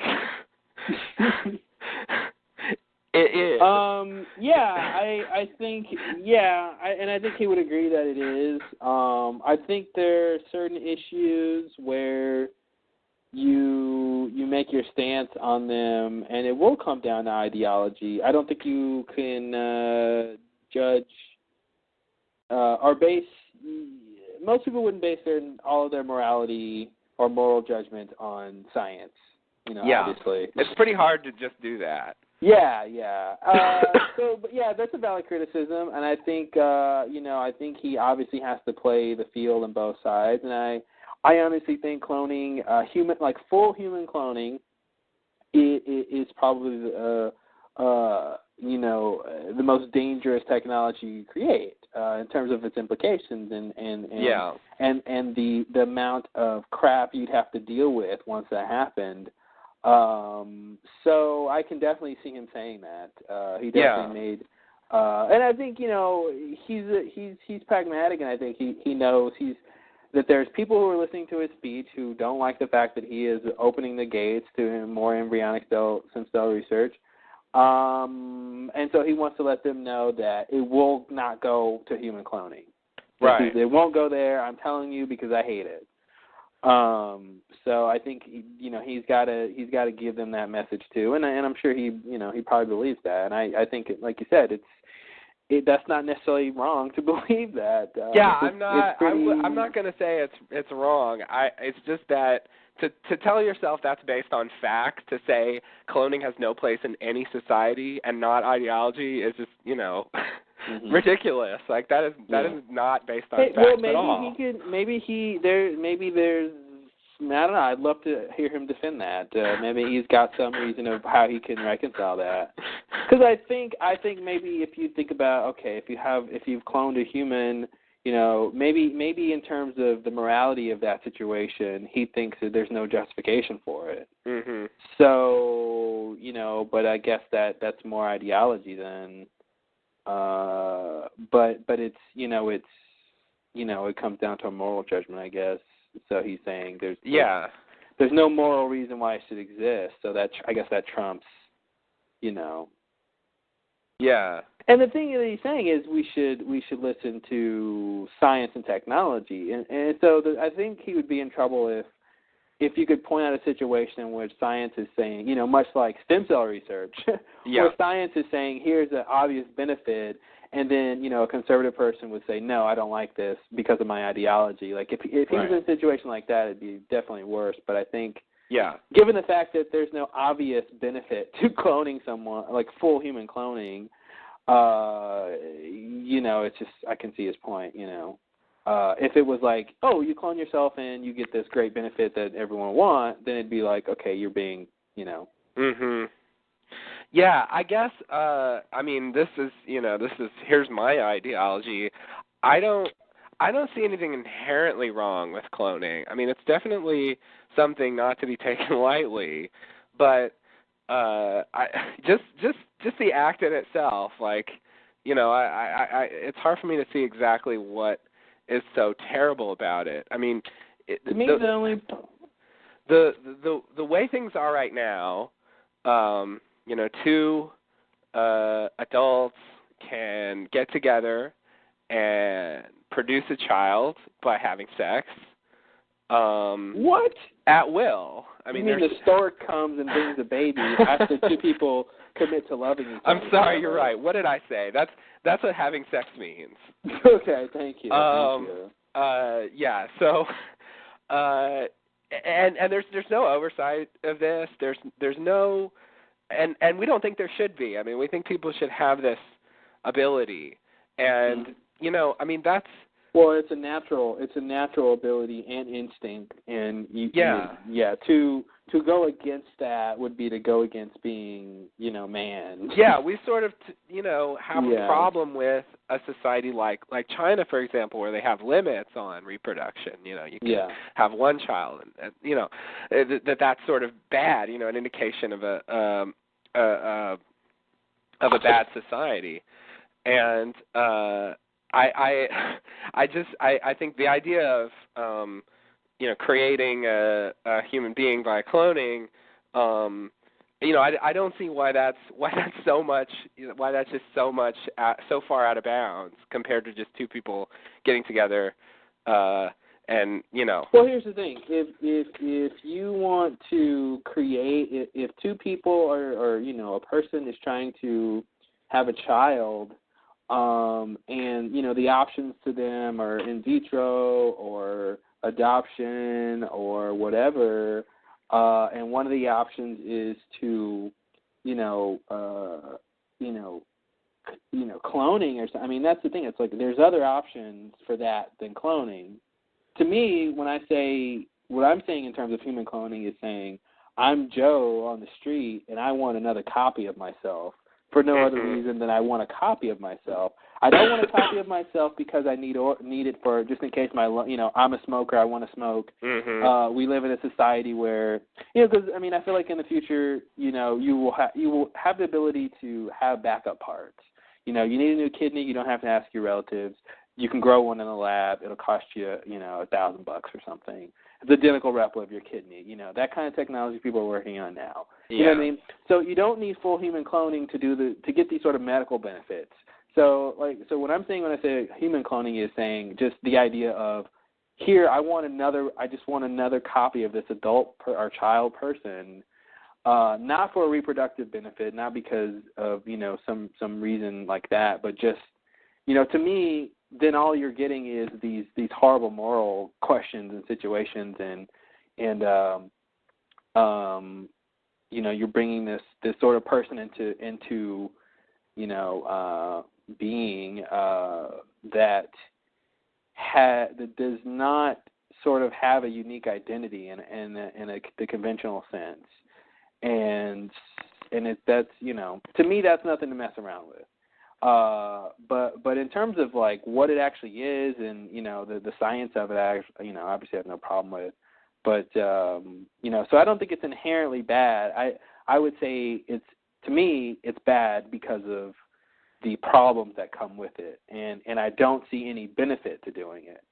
Because I think there's problems with a ton of technology. Nanotechnology, genetic engineering, all of these things have huge moral consequences, but they also have huge benefits to society attached to them, so that's why I don't have a problem with them in that same way.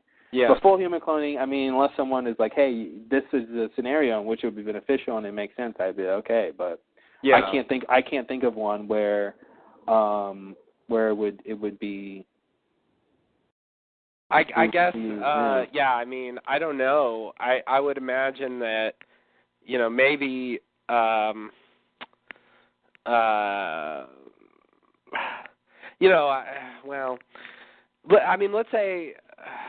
let's say a couple can't have kids or something like that. Okay.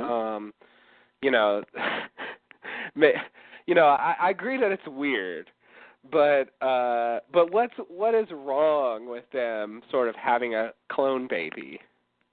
Oh, of one of themselves? Yeah, or someone they know.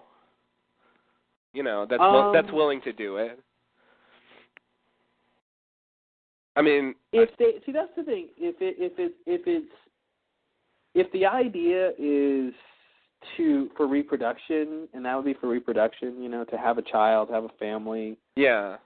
It's like cloning your pet almost. It's like I think there obviously are really bad, just having to deal with like, sorry, Charlie, my son, you're really, you're a clone of our great uncle or something, Like I agree that it's weird. Having to explain that, don't even. I don't want to be anywhere near that conversation.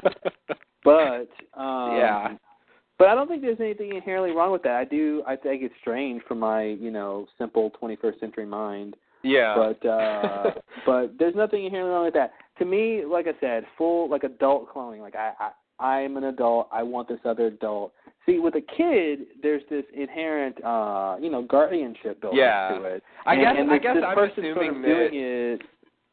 I guess I'm assuming that the clone isn't fully formed. I guess I'm assuming that the clone is basically like a twin who was born later. Yeah. The same DNA and everything. I think by the time we they grow up. By the time we get to, designer babies and people willingly and wanting to pick certain traits for their kids and it to be relatively simple and easy to do. I think the idea of wanting to have a kid that is the clone of some other person won't be that crazy. So yeah. Yeah. But I think right now we're not it's there. a little. I definitely think we're not there. Yeah. I definitely think we're not there. I agree. And he probably had to say that, and I even believe he probably believes that. But but yeah, it just back to back like that, it just really kind of hit me. Like, I don't know. And that's, I mean, people say that. He's an interesting character, man. I mean, I love me some Obama, of course, but,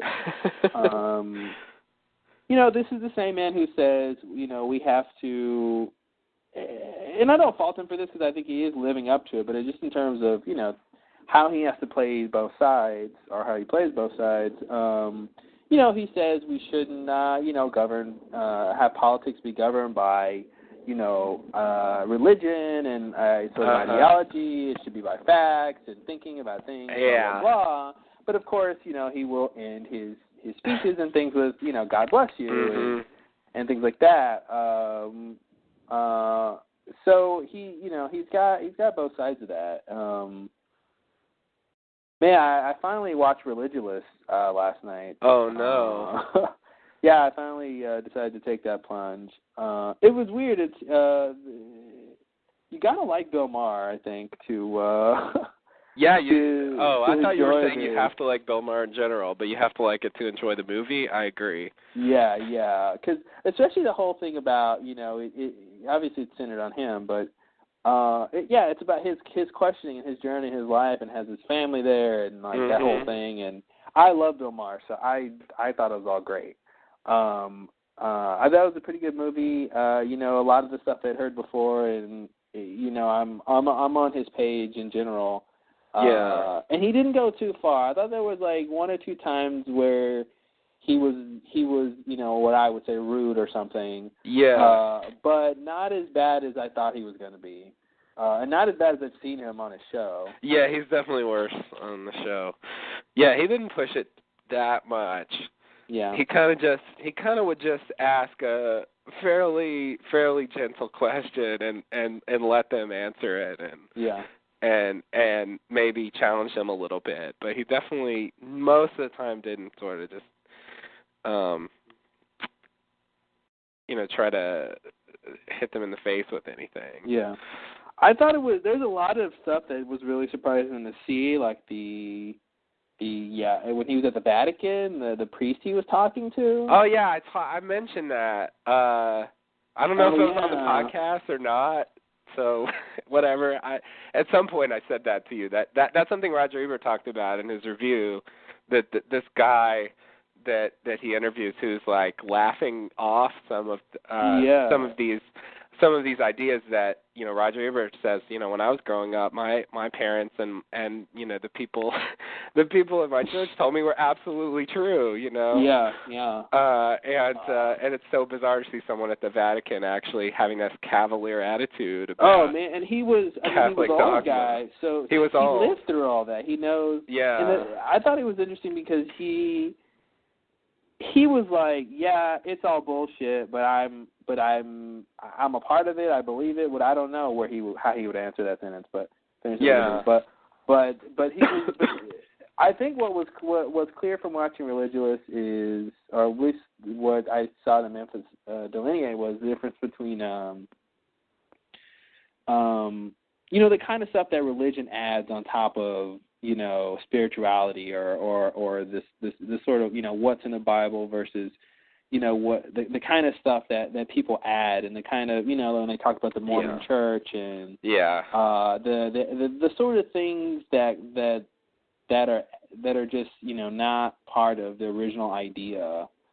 And one of the things that was cool, which is it makes sense, but I think it was nice to see a graph of it, was the period of time in which the Bible was written and the period of time for modern science. Right. And the guy was like, how could it have modern science in it? Right. And well, I think the answer, God wrote it. That's exactly the answer. And I think the answer is, if it was truly divine and it had modern science in it, that would be the proof. It would be very compelling. That would be, that would be the proof. How else could you explain it? Yeah. Yeah. Other than time travel. Right. Which is, Yikes. which, if that's the answer, let's talk about that. I agree. You've changed the topic to something possibly even more exciting. Yeah, so that's what that was interesting, but yeah. Yeah, no, that part is definitely weird. And I also, what was the original idea? I mean, I don't know the original idea. I don't know that we'll ever really know exactly. Of what? You were saying about the things people add in, Mm-hmm. but I feel like the history of religions has been the history of people adding things in. So it's hard to separate out, think what the original ideas from what people were adding in, because it's sort of always been a kind of pastiche of things. Yeah. Well, that's it. I mean, you look at what you would, you take a standard and then you look at what it's based on, and you see the stuff that was added. You can keep going back. I mean. Yeah. Sort of. I guess it all originally goes back to sort of storytelling. Yeah, I mean, that's what it is. It really goes back to storytelling and trying to explain nature and what man is seeing, and trying to explain these large concepts, of life and death and reality, and and reconciling the strange things your body does. Right. You can appear dead and then not be dead, and there's all kinds of things that happen, and the mind is very imaginative. Right. And wants to fill in the gaps. I mean, there was a group of people who lived on this planet who thought the stars were actually celestial beings. Yeah. Yeah. And one of the things in Revelation was that they put out at the end of the movie. One of the things they flash is some quote about when the end times come, the stars will fall to Earth. Mhm. And it's like, well, if you think about it, these stars are millions of light years away. Yeah. Most of them are thousands and millions and hundreds of thousands of times bigger than our planet. Right. So even if they came within some ridiculously small distance to us, we would evaporate. The sun's gravity alone is what keeps us in orbit. Yeah, exactly, right? I mean, and the sun is a small star itself. So even if that was the first one to come, okay, we're definitely done. So just the idea of singing the star, you look at the star, it's a small whatever. You imagine it's pretty big. So if it came down, would it be like a meteor, right? Well, no, it wouldn't be like that. Yeah. Right. So that's the thing. It's simple things like that you kind of think about, and it just I don't know. It just puts those things in a different context, I think. Yeah. I mean, it's definitely. Essentially, the human brain hasn't changed that much in a pretty long time, and so you have people with essentially the same capacity as people have now, say 75,000 years ago, and they wake up to this very complicated world around them, and of course themselves, like you said, their own bodies and what it's doing, which is kind of strange if you think about it, which they could. Yeah. And so, I definitely think there was definitely a drive to instantly try to make some kind of sense of it. And so language was pretty early there. I think that was definitely a big big thing, a big step forward because without language expressing ideas about what the content of the universe was pretty pointless. Yeah. I guess pictures, I guess that was the best you could do. In some sense, I guess the picture sort of, formed some kind of basis for written language. Anyway, I can completely understand it, and I definitely think that, the history of religions is tumultuous. I mean, I think the role they played in society, and what they were about in a particular age has definitely changed over time. I think what they were in the time they were created versus what they were 500 years from then and 500 years after that. You know, it's evolved over time, and what we have now is definitely, I think, would be unrecognizable to people 500 years ago or something as being real sort of religion. You know, it's just very different.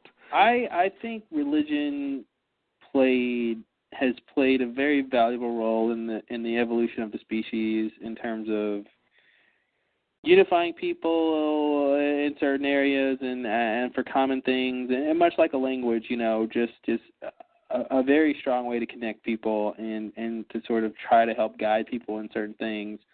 And I think, you know, at a certain point, you know, you don't need that thing anymore. It doesn't have the same ability. I think what connects us now is technology.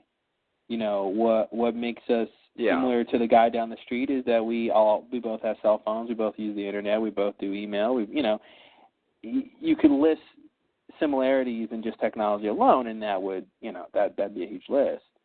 So I think there's trade-offs like that. I think you see that throughout human history, different guiding for different sort of things, and religion is a big one.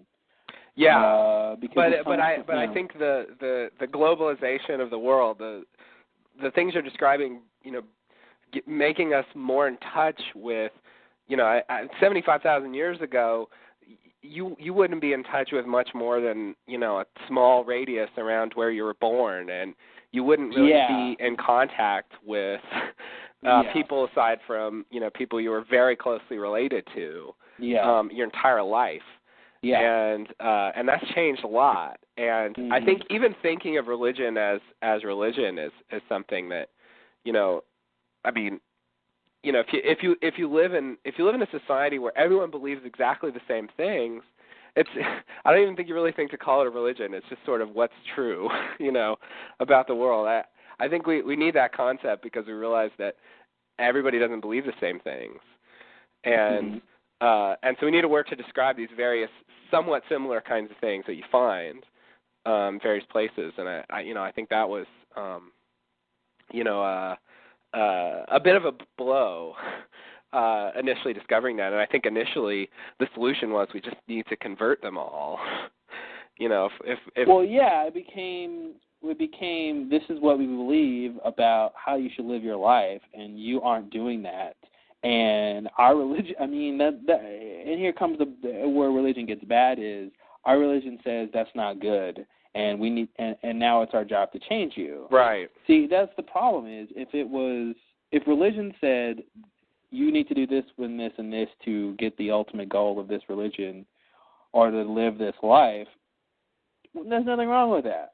But when it says everybody else has to, right, and when it says, you know, and when it gives you examples of you know, the destruction of people who don't believe or who are not following them. You know, when Bill Maher talks about the story of Sodom and Gomorrah, it's just so hilarious. It's that story is so ridiculous that is like what are you supposed to glean from from you know, two angels go to this town, these cities, and, you know, the town wants to rape them. Yeah.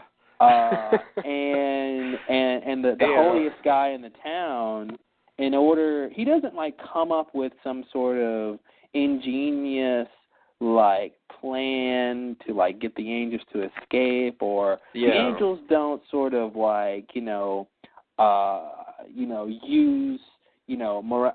moralistic philosophy to convince the town to do otherwise. The guy just gives the town his daughters instead, and Yeah. I mean, what does that tell you? You look at that, and you look at the subjugation of women over time. Yeah. And, you know what I mean? What are you supposed to get from that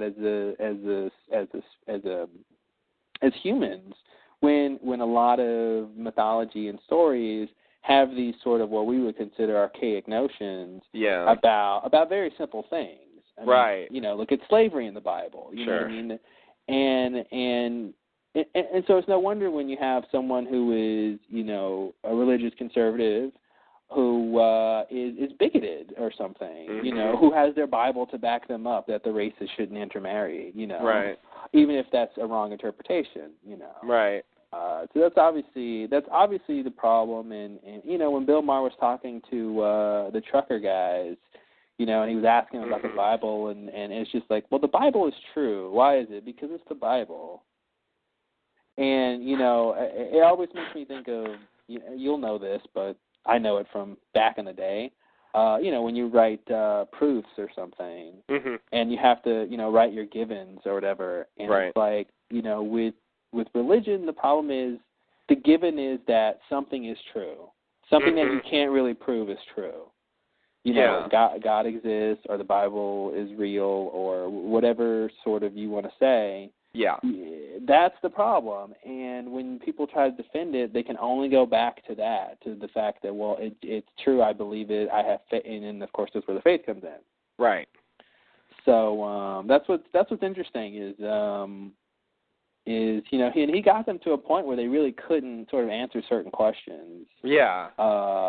And I've been in that position with you, and having to really believe, and I think it is a true statement. I think that's why I believed it was the idea of, well, I can't answer that question because God's plan is so much greater than what we could imagine, which I think should be true. Okay. Which is why, the idea of, the Mormon God living on, a different planet and sort of being a man, a normal human man, like that, that makes no sense to me. Give me an all-powerful omniscient being. Yeah. I can make sense of that. Just don't make him live in Missouri. Yeah, don't make him live in Missouri. Yeah. So yeah, that's that's the thing. It's and like Bill Maher said, and I totally think religion is valuable in a lot of ways, and I think for a lot of people, he gets them through hard times, and I think I don't know what else certain people would have. Like he says, I understand it when there's a guy in prison in the hole, and he's like, all I got is Jesus. Yeah. To me, that's human emotion.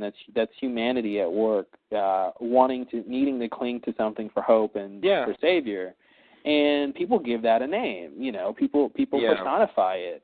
And I think that's what that is. So I don't think there's anything inherently wrong with that. It's all the extra. No, that's one of the many things that religion does. It does more than that, but I think that's one of the areas where it's really hard to say that's terrible, that there's something wrong with that. I mean, if someone wants to cling to whatever, to sort of help them cope with something, I mean, it's really hard to say that they shouldn't be able to do that.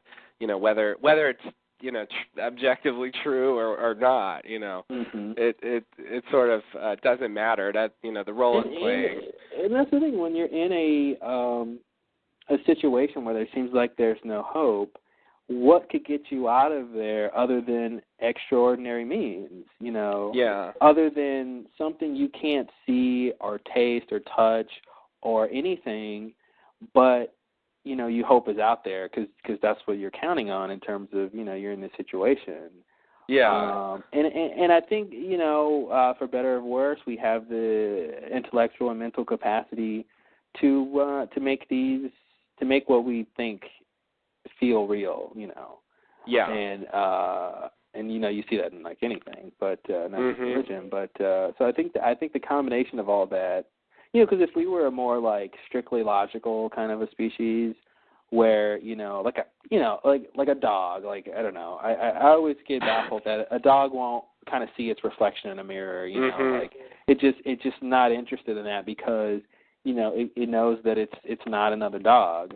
It's not fooled by it. It doesn't have a smell. You know what I mean? That's definitely part of it. It doesn't. The dog perceives other things with other senses more so than sight, and so I think the lack of that is a big part of why they're not interested, because it doesn't have that. I kind of feel like maybe if you could put some odor in there, you might get more interest. Yeah, I don't know. It's very weird. It's But they might also be using their ears and, to send the footsteps or the breathing or something like that. There's all sorts of little things that happen when an animal is standing there and is alive. So, but I'm always like, I don't mind that it's not full, it's not another dog. I just mind that they're not curious about the fact that that's them. Yeah. I always want the dog to sort of just be interested in seeing something that looks like another dog but is not. Like why am I seeing this? And not even that it has to recognize it's itself, because that's a huge step. Yeah, that's definitely a step. but just to be like, wow, this thing sort of looks like another dog, but it doesn't have a smell, and it's it's not like a dog shape, and right. And simple things like that a dog cares nothing about. Yeah. Yeah. I mean, on the other hand, like I've had experiences where I've been around another dog or another animal or something, and their smell has gotten on my pants or something, and then my dog will take a very great interest in the pants, because it smells that that definitely, like, they don't think there's a dog there, it's pants. Yeah. But they're very interested in the smell. Yeah. So I think their sort of center of gravity about the senses is different. Yeah. And so just the visual thing just doesn't do much for them in terms of curiosity. Well, there's no smell mirror, so they're missing out. Yeah, that's what they need. They need a smell mirror. That'd be really weird. I don't know how you could do that. I'll look up the science. Yeah, work on that, guys. Let me know how it goes. I was going to say about the God's plan is complex thing.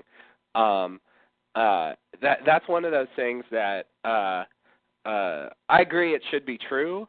On the other hand, it always seems like you can think of a better plan, which I'll acknowledge doesn't mean it is, but it always seems like it's pretty easy to come up with a better plan than what has actually happened.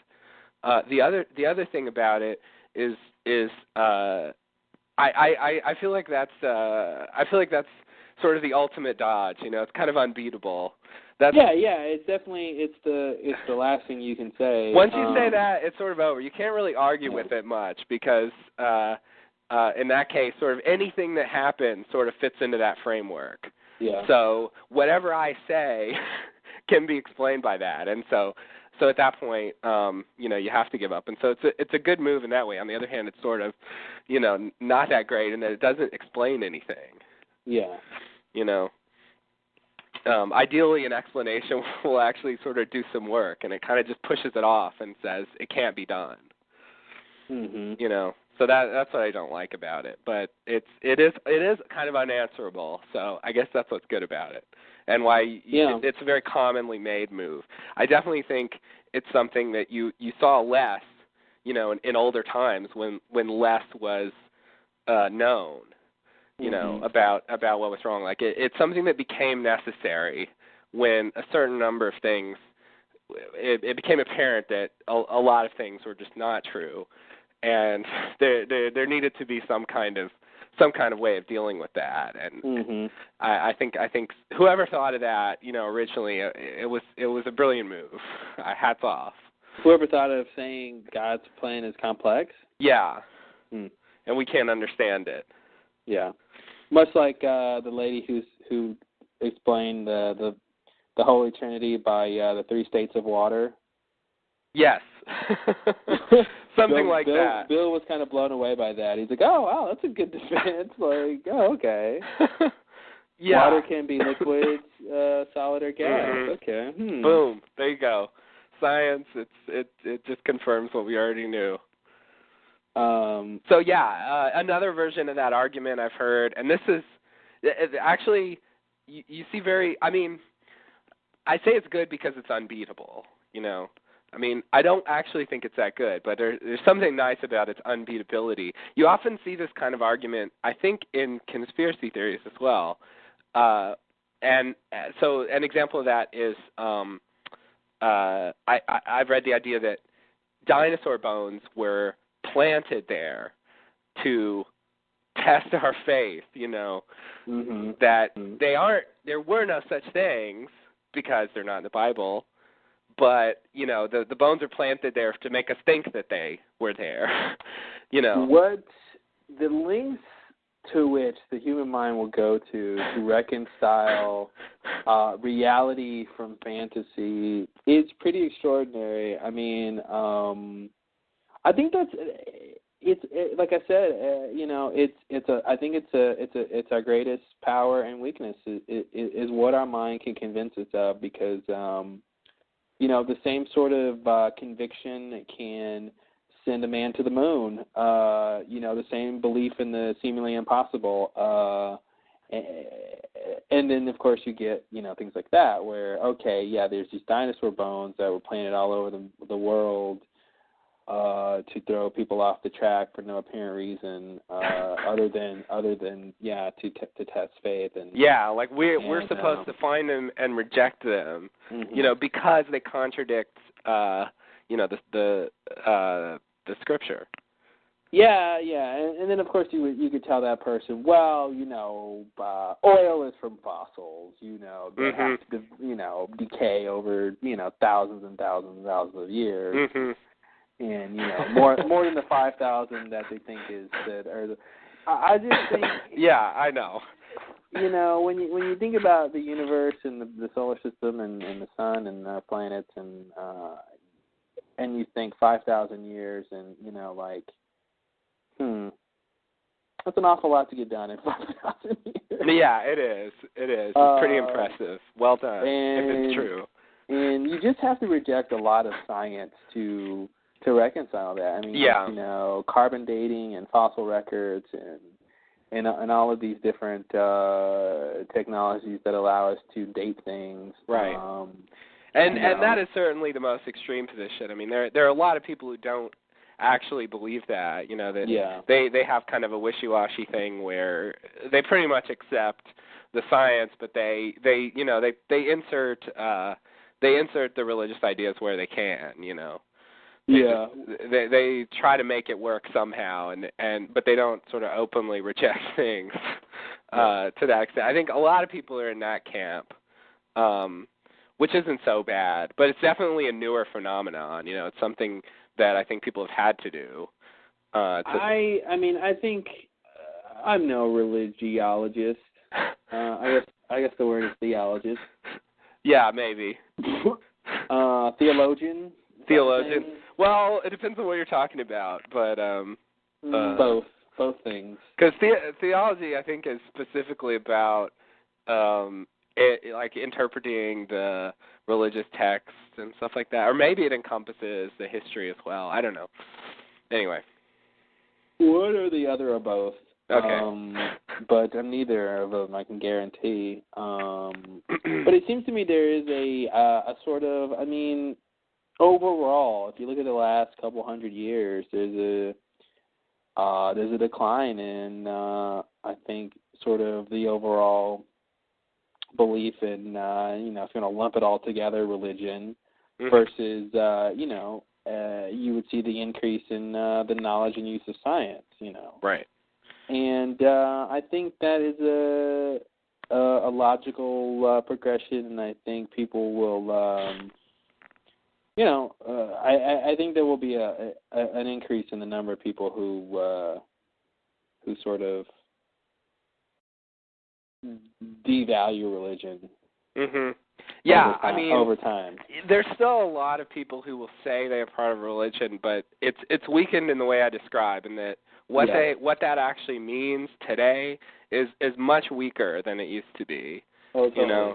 It's softened a lot, and you'll even hear. I have personally heard a lot of people saying that somehow, whatever religion they happen to belong to, they don't necessarily think it contradicts or has any problems with people who are part of other religions. And that's a very nice thing to say.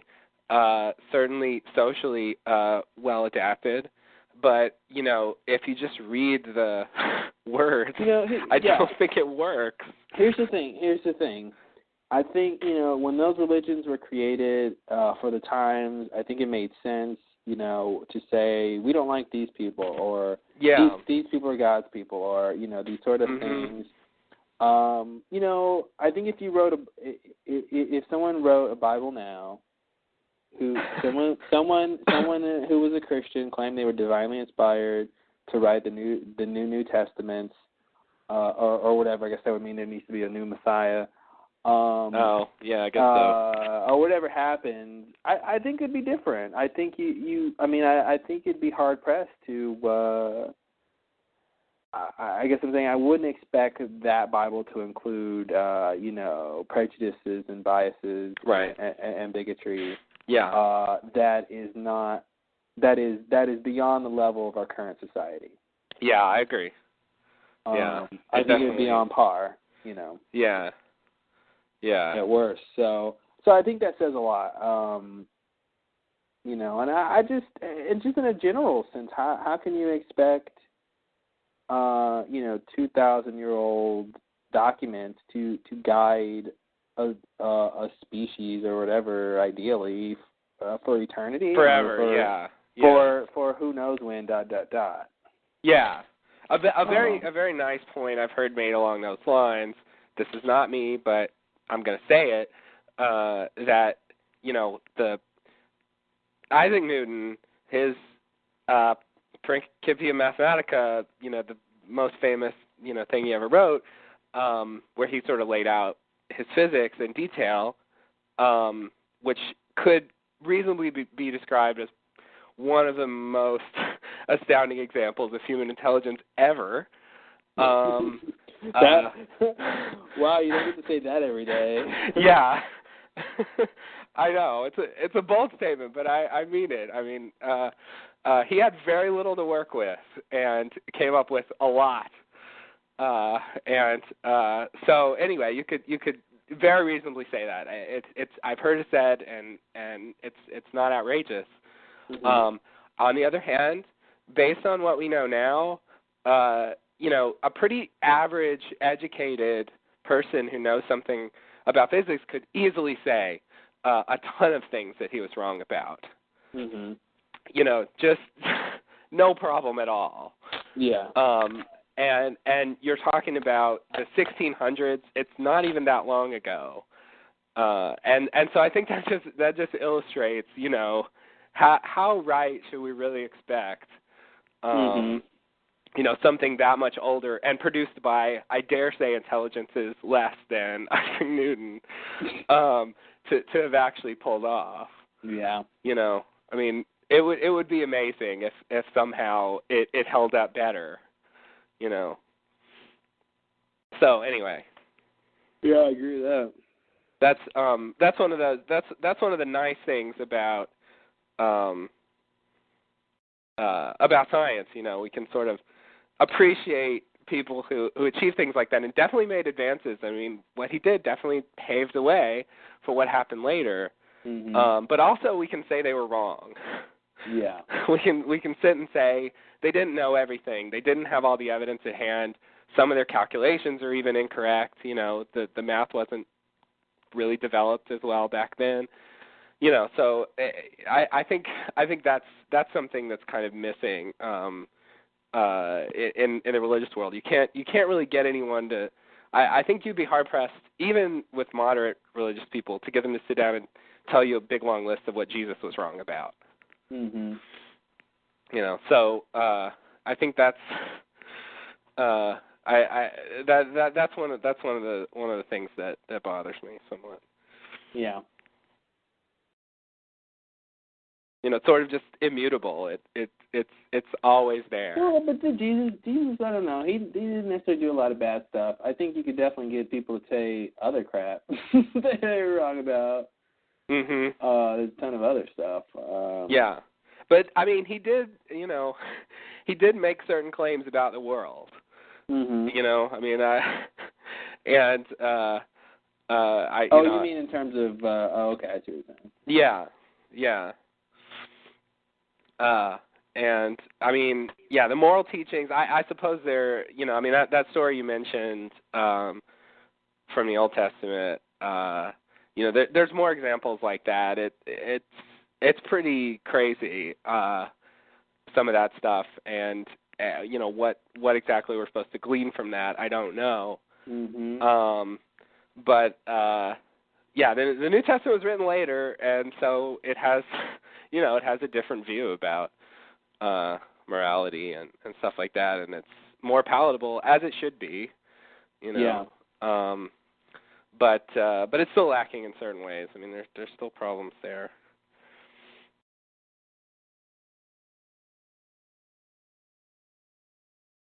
Have you looked at the Jefferson Bible? I have not. I know about it, but I haven't actually looked at it. Yeah, I was interested in looking at that. Yeah, my understanding is that it's basically the Bible without anything supernatural, Mm-hmm. and basically without all the miracles and without all the without the Son of God stuff. Yeah. Basically just like the morality. Morality, yeah. I guess philosophy. that's what Thomas Jefferson thought was salvageable. Yeah. I guess he thought there was something there, but he didn't. He was very much an Enlightenment person, and I think he just wasn't comfortable with the supernatural side of things.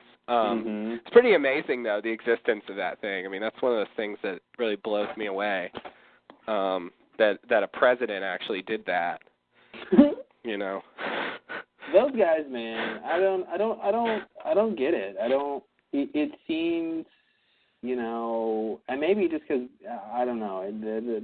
Those guys, the founding fathers, those guys. I mean, it was a weird time. They did some pretty extraordinary things. I think they had someone sort of had to in those situations. But those guys were particularly interesting, and I just don't. Yeah, it's just weird. It's just weird. They were all like just crazy. Yeah. They definitely were crazy. And I mean, there's certainly things that you can criticize about them, but yeah, they had a very different. They were definitely of their time. No one can escape his time, I guess. But absolutely, yeah, they weren't perfect, and yet they were.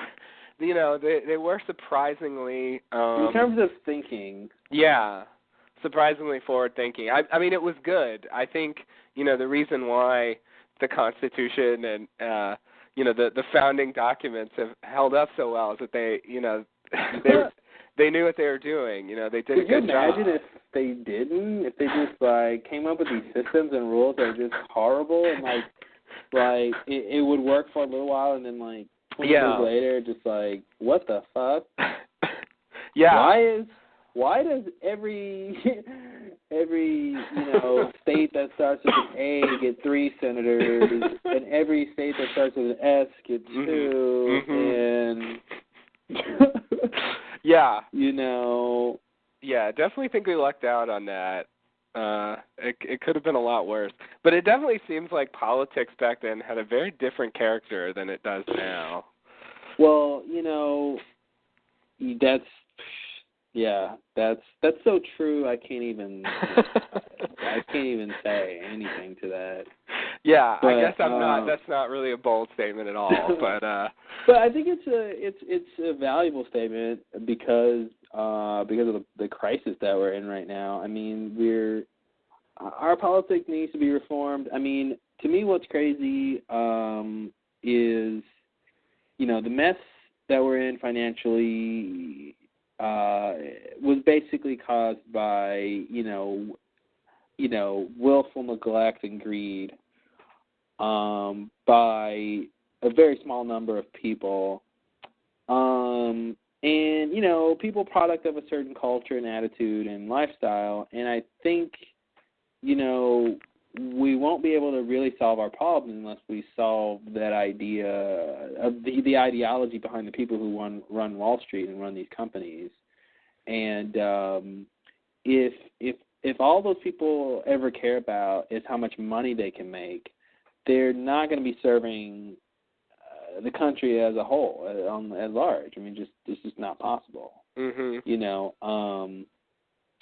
So one of the things the Obama administration is trying to do, which I think is huge, which is just it could change so much, is actually trying to reform that culture. Is trying to, I mean, these are people, you know, who found loopholes and found ways to make money out of nothing, and to sort of gamble, take these huge risks, and sort of, you know, collapse, you know, our economy and stuff, and sort of, you know, not really care, and a lot of the people who were involved in terms of AIG, you know, there's this whole thing, I'm sure you've heard about, with their bonuses and stuff, and it's like, hey, you know, you guys, your company, you know, have you heard about AIG? I was listening to this thing about, they were talking about AIG and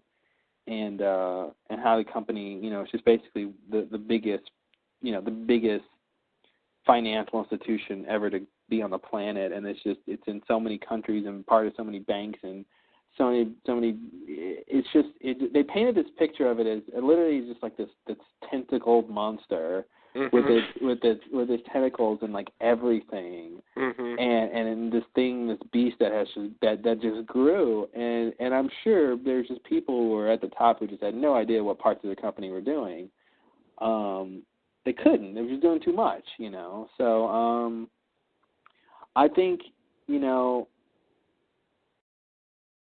I think the problem, I think our biggest problems in this country won't be solved until people, you know, have a different mentality and how they approach things. I think if you know, if the people, and here's the thing, in terms of politics and in terms of business, the people who rise to the top in those things are ambitious people, and ambitious people usually want power. And you can go on Wall Street and make a lot of money to get power, or you can go into politics and go to Washington and get power, and then of course you can get money too.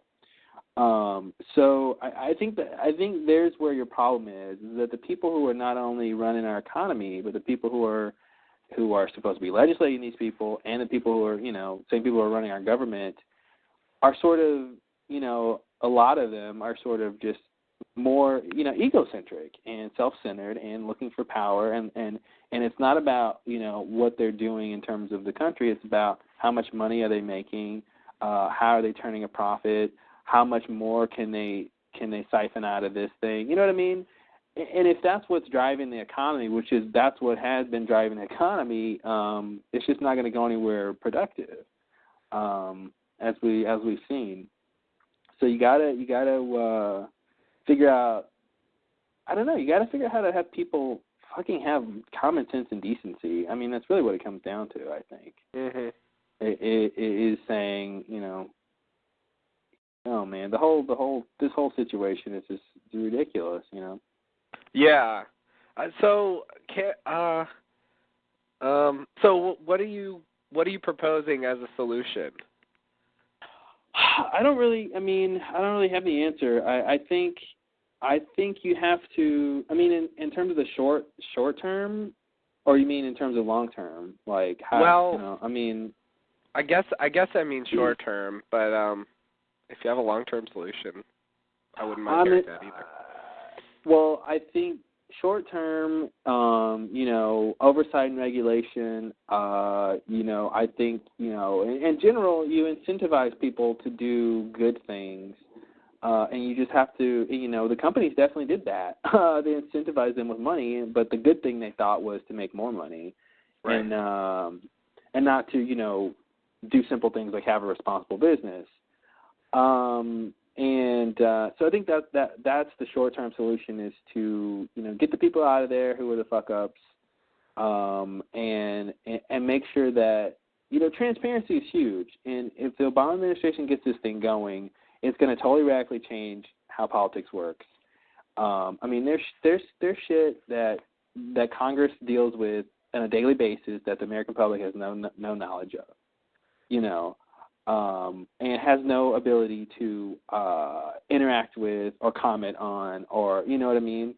And I think that's bad. I think that's definitely bad, because, you know, the one of the problems with the way our system is set up is I mean, it's set up like this on purpose, but, we've got these representatives who are supposed to make the decisions for us with our interests in mind, but that doesn't always happen. And a lot of times it doesn't happen because these decisions are made behind closed doors and the information is limited, and they don't necessarily have to own up to the decisions that they make. And so the more that you can say, the more a senator feels threatened about what he's going to vote, if he knows that he campaigned on more clean energy and he's about to turn down a bill that was going to do that, if he knows that the next day his constituents are going to know about it and pressure him on it and it's going to be a consequence for it, that's going to totally change how he votes versus him believing or knowing, I can make this vote in 2 years, it might come up in my reelection or something,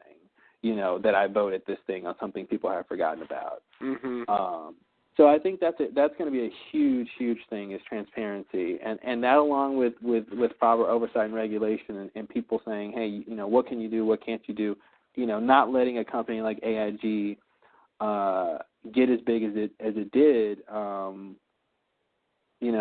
it is definitely the short-term solutions, and of course I'm reiterating a lot of what Obama plans to do, and I agree with those. Mm-hmm. Long-term, I think it's the kind of thing where you cultivate out those ideas. I think a lot of the people who that you could be angry at right now are products of 20th century thinking and 19th century thinking. You know what I mean? I think times change, and I think the people who will be running Wall Street in 20 years and sort of influencing running our economy in 20 years will hopefully, will think differently and will have different goals and motivations. Because, the people who are there now are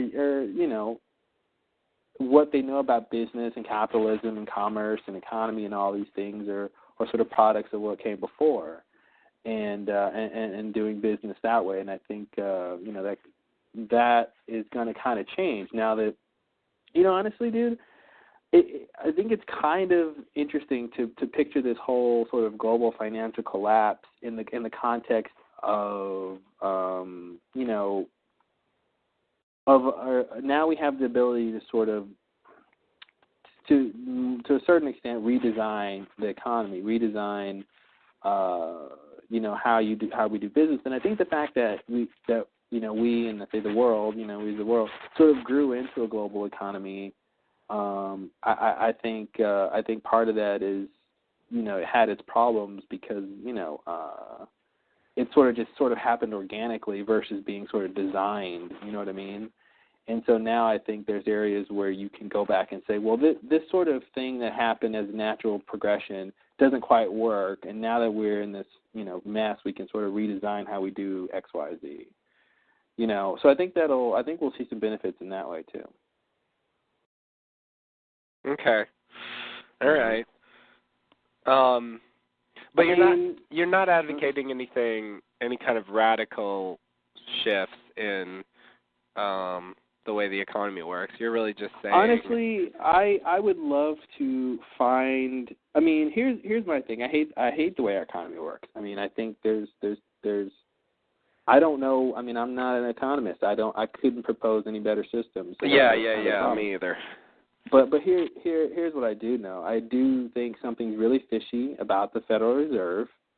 I don't like the fact it's a private organization that basically can decide how much money to print and when.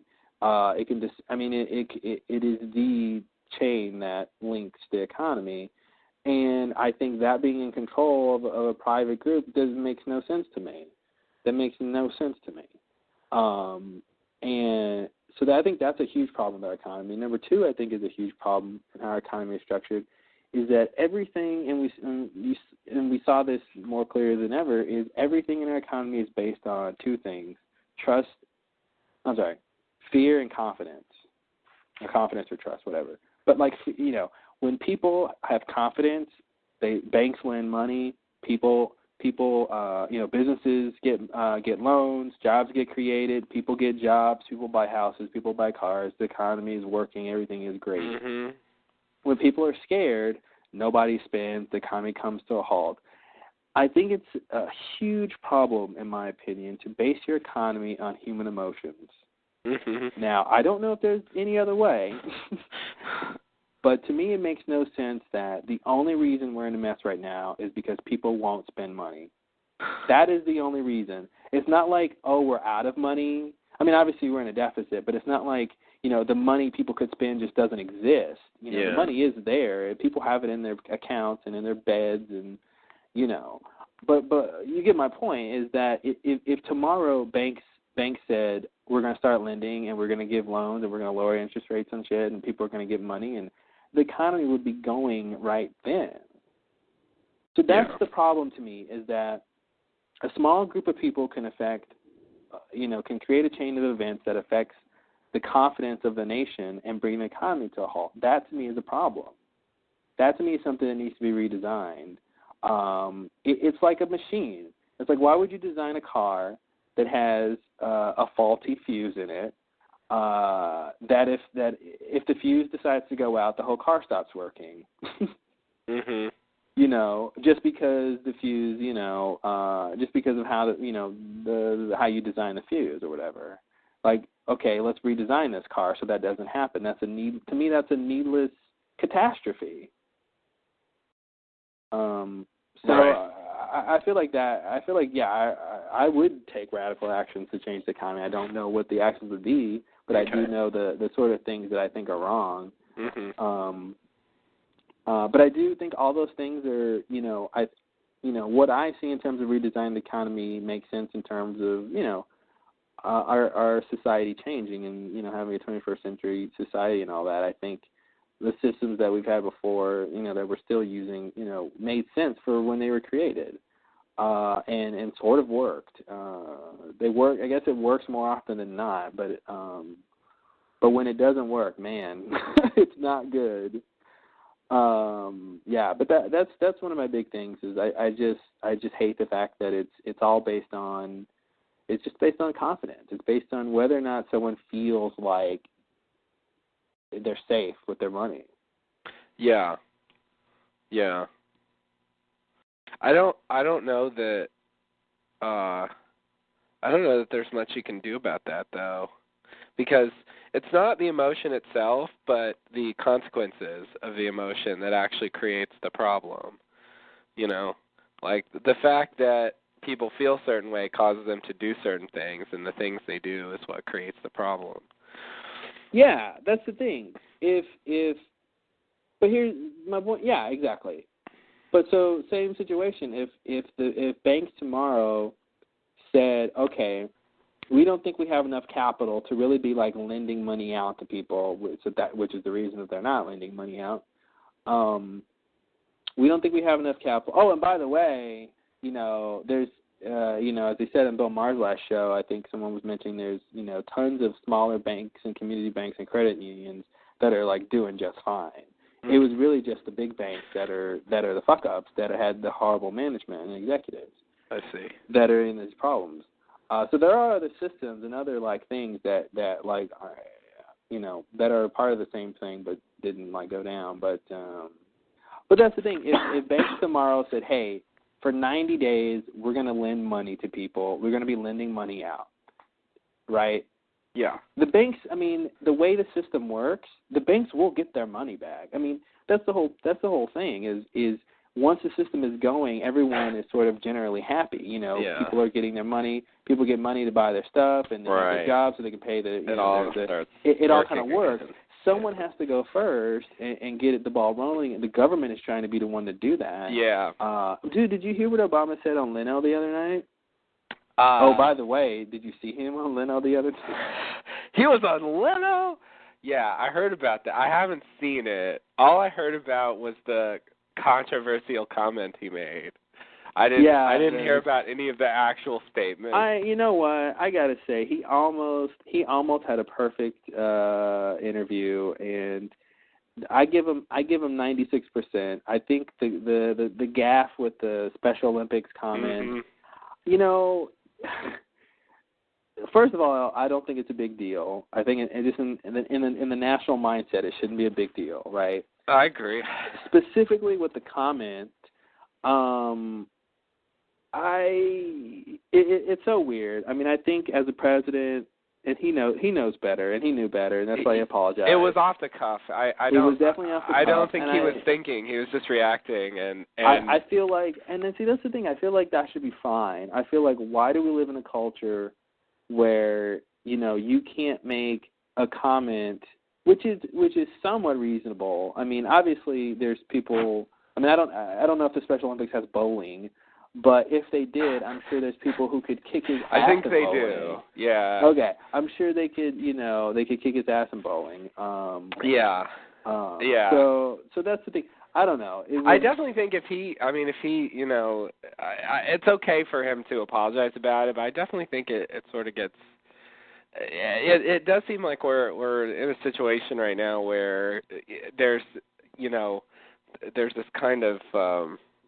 There's this overall sense that you could just say the wrong thing at any moment, and you better watch out, that you don't say that thing that gets replayed over and over again, and that everybody that's the problem. sort of obsesses about. It's the media.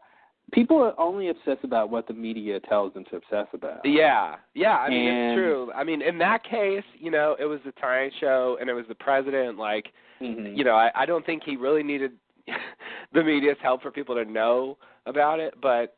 No, but seriously, it's more than just people seeing it that makes it a deal. It's what the commentators say about it. Yeah, I know. In a lot of cases, though, I mean, that one, obviously the media plays a role in that, and a big role, but in a lot of cases, it's pretty obscure people saying things that gets, national attention, and that's like sort of all the media is doing. They decide that people want to hear that. And, totally.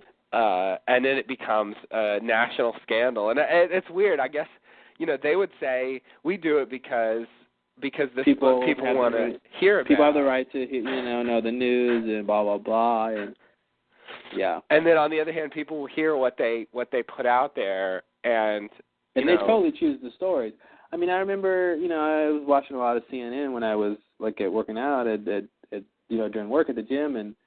And I remember one time there was the guy Rick Sanchez, the anchor, he was talking about the story that a lot of other networks ran with the day before, but in his opinion, in their newsroom's opinion, the facts weren't really straight and it wasn't really good reporting, and so they didn't run with the story. So so if you watch CNN that day, they didn't have that story. So that's the thing. The news gets to decide what people find out and what kind of opinion they should have about it. And that's obviously that's the power of the media. And that's the thing. If it was just on the Tonight Show and people saw it, people could have made a big deal about it, but if no one was saying if everybody said in the media, if everyone in the media said, "Oh, it's not a big deal," then it wouldn't have been an issue for as long as it was. Yeah, definitely. But it became, and then of course, and I think what's even worse is when they bring up news stories and they don't want to say how you should feel about it. They want you to be sort of ambivalent about how to feel about it. It's like, how should we take this? And I watched this. I think it was MSNBC or something about it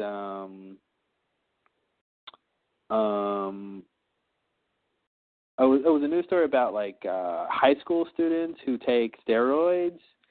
And how it was a huge number last year or something, and how some of them don't even know what they're taking as steroids, because part of the story was there's these drugs on the market that are legal, but they're basically these companies will just take a steroid molecule and just change a couple things and then sell it, and it's not exactly the same thing, so it passes, but it's really the same thing.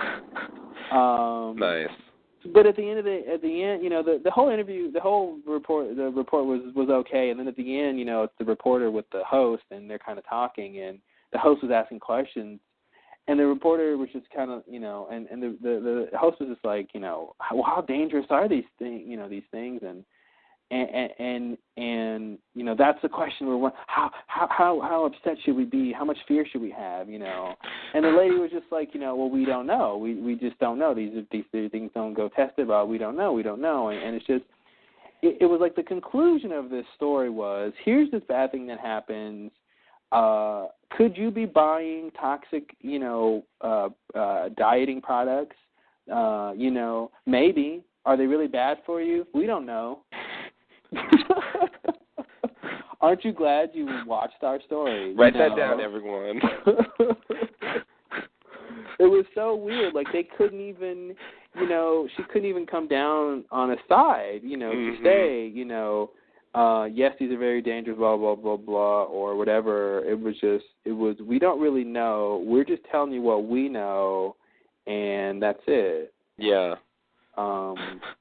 That's why I, you know, journalism is very strange, I think. I think there's this thing about journalism, and I think that, you know, it's a noble thing in a lot of ways, and I think a lot of people get into it, you know, the sort of, you know, seeking the truth and telling the world and sort of, you know, things like that, and telling stories and sharing information and all that, but there's a lot of weirdness to it in terms of, you know, you read a newspaper article and, you know, you can tell what the format is, and it just has this thing where it's just boring, you know. Right. But in terms of the economy, yikes. Yeah. I mean, I have to say, I feel silly even trying to comment on it because I really have no idea. You know, I guess if I were a good citizen, I would learn more or something. That's what Thomas Jefferson would say. Yeah. Yeah, I mean, it's certainly possible for me to sit down and I've never liked economics as a subject. I've taken a class in it, and I wanted that to be it. I really don't want to know that much about it, and I do think there's a bit of a technical side to what actually happened, and you know, I have been strangely just drawn into this whole fiasco, and I do my best to keep plugged in, and because to me, honestly, dude, to me it's like a story. There's this story that's unfolding, and it's called The Story of America. And that sounds wow. crazy, but a little.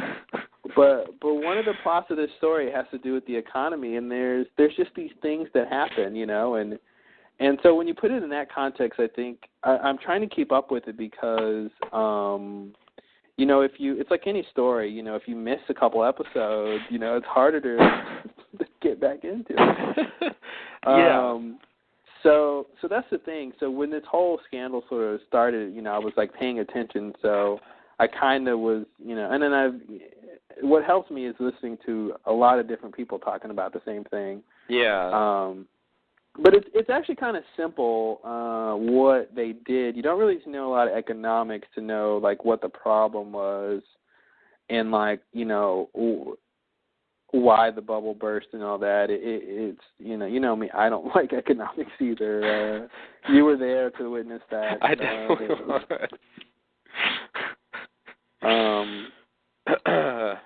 I mean, basically, my understanding is, my understanding can be totally refined, but the gist of it is, you know,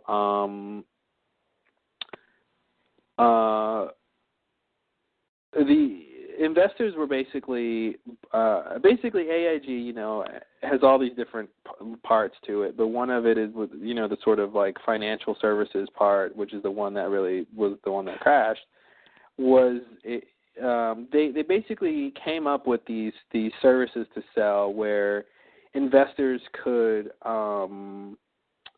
basically bet on the fact that that certain things would happen in the market, and one of the big things was the market would go down. so these people could basically say, I think the housing market's going to go down. AIG is basically going to insure that bet, right? And so, so basically AIG sold all this insurance, and so when you combine that with the fact that the mortgage companies and lenders were getting all these people into these subprime mortgage loans and basically allowing people to get into homes with like no money down and all these things, and basically people who really couldn't afford it were getting into all these homes. So you've got all these, and these people are making profits, and they're selling debt back and forth between each other and sort of making money out of nothing. And I think they said, the average bank lends like $12 for every dollar that it has, and I think bigger banks lend like $35 for every dollar it has. And I think it was AIG that they said was like, I don't know, it was some huge number, like 200 or, some big number, to where when you actually lose, when you have to pay that money back, you just don't have it. And there's no way you could have it. So that was the problem, was when the housing market collapsed, all these people, who had all this stuff, they basically, there was no money. The mortgage companies couldn't get the money from the people who couldn't pay their mortgage, and so the banks didn't get their money, and so the whole thing collapsed with all these sort of things going on. But it basically just came down to smart people figuring out how to work the system, and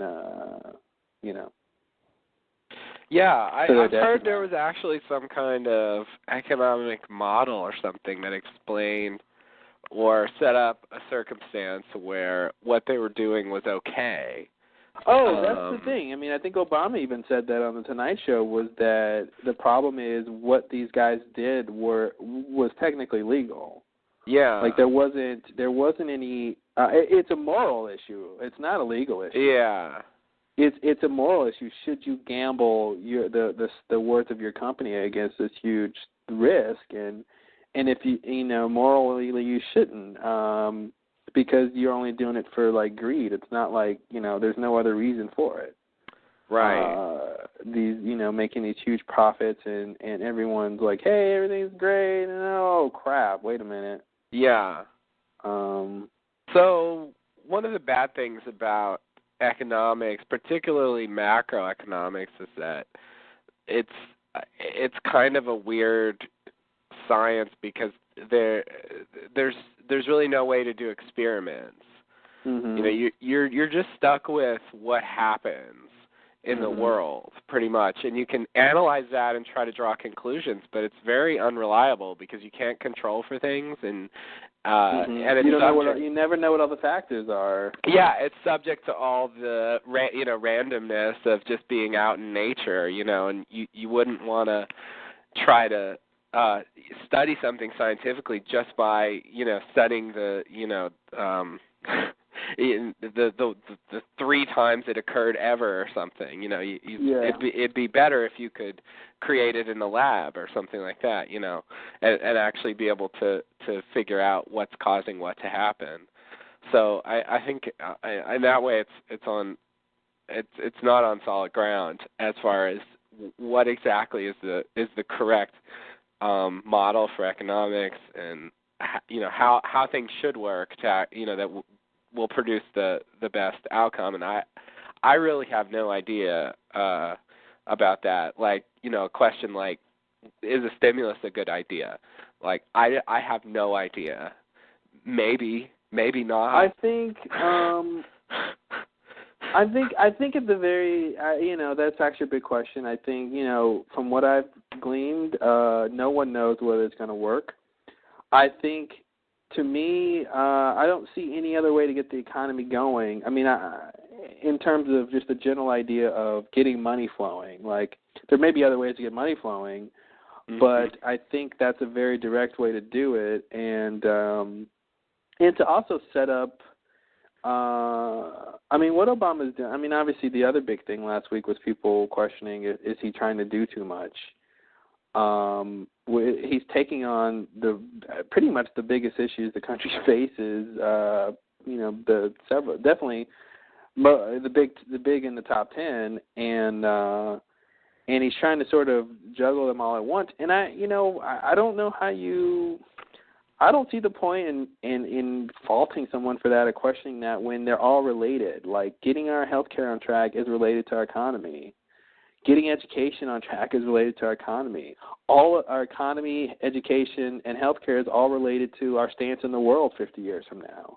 These are huge things that I don't see why why put it on the back burner when it's going to directly affect, all your other goals. So that's what's interesting to me is he is trying to do a lot. I think in terms of the stimulus bill, I think, a lot of the big things he's trying to do, there's money in there for that. I mean, there's I forgot how many billions are there for, for infrastructure to get like projects started, which is going to get people working, which is going to help the economy. You know what I mean? It's not like, to me, it's not like, hey, let's just throw money at things. It's like, here's things we need to fix. Let's put money in those things because you get both benefits, So. Right. Another thing that I worry about, I don't know if I should or not, because I'll tell you if you should worry about it. I just don't really understand it fully, is the the debt, the national debt. And the deficit as well, but they're sort of related. Yeah. Even when the economy was going well, that was going up. It's been going up for a long time. Is it possible that we can just make that debt, continue to borrow money forever? Like, here's the thing. Is that really going to work? And you should watch Zeitgeist. I know I say that, but you should still watch it. That's the thing. They talk about that in Zeitgeist. They talk about the Federal Reserve and the idea that, the money that the government has, the government does not create. The Federal Reserve creates it, which is independent. And the government basically borrows the money from the Federal Reserve, at an interest. So if you plot that, on a graph, you will see that you can never, as a country, be out of debt. Because the money that you're using isn't yours. Ergo, what the fuck? And what they talk about in Zeitgeist is the fact that was one of the big reasons that the colonists revolted against England, was because the colonists were trying to print their own money, and England said, no, you got to get money from the Bank of England if you want currency. And they were like, fuck that, because we see that if we borrow the money from you, we're always in debt to you. No matter how much money we have, we always owe the bank more, because we're getting the money from the bank at interest. So, to me that's weird, is when you see a problem, you have a revolution, and then you set up an economy just like it. I don't get that. To me, it's men wanting power and control and saying, hey, we can set up a system like this, and and if you watch Zeitgeist and you believe what Zeitgeist says, the Federal Reserve is responsible for the panic in the 1920s and the Great Depression in the 30s. By honestly very simple means, which is kind of scary. As they pointed out, here's the keys to causing a depression. You want to know how to do a depression in 10 steps or less? All right, lay it out. Okay. You're the guy who has all the money, right? All right, great. In terms of the money food chain, you're at the top. So here's what you do. You say, hey, I'm going to give out a lot of money. I'm going to lower the interest rates, and I'm going to give out a ton of money so that the people below me, which are the banks, give out a lot of money, and the people below them, which are the businesses and the consumers, get a lot of money, and then they all spend and blah, blah, blah. And then you say, as the top of the food chain, you know what? We want our money back. We're going to call in our chips here. And then the banks say, oh, crap, now they're calling the chips. Then the bank so then everyone has to go and sell all their stock and sell all their investments and sell everything to sort of pay this thing that trickles up. and you basically get a depression when all that happens. I mean, that the economy stops because people aren't spending anymore. They're saving and they're paying these debts back, and they're that aren't going back towards the economy. So when you have it's funny because the way they show it is that's kind of what they did in the 20s was they did this thing of putting out more money, and they didn't do it as drastically in the 20s as in the 30s, which is why there was a difference. But to me, it sort of illustrates the sort of this idea of sort of playing with the system and seeing what happens, and then of course you can cause a depression. Or you can create a tech bubble, or you can create a housing bubble. So, there's this thing with humans and seeing what they can do and create that, is good and bad. But and I think that... Oh, sorry. No, I'm done. According to Wikipedia, I had to look. The Federal Reserve is quasi-public. Oh, that's good. Government entity with private components. There we go. Board of Governors is appointed by the president, but it has 12 regional privately owned banks in major cities. Mm-hmm. So anyway, yeah, it's sort of like a hybrid entity. Yeah. That's weird. I really didn't know that. Created in 1913. So it wasn't around for quite some time. Yeah.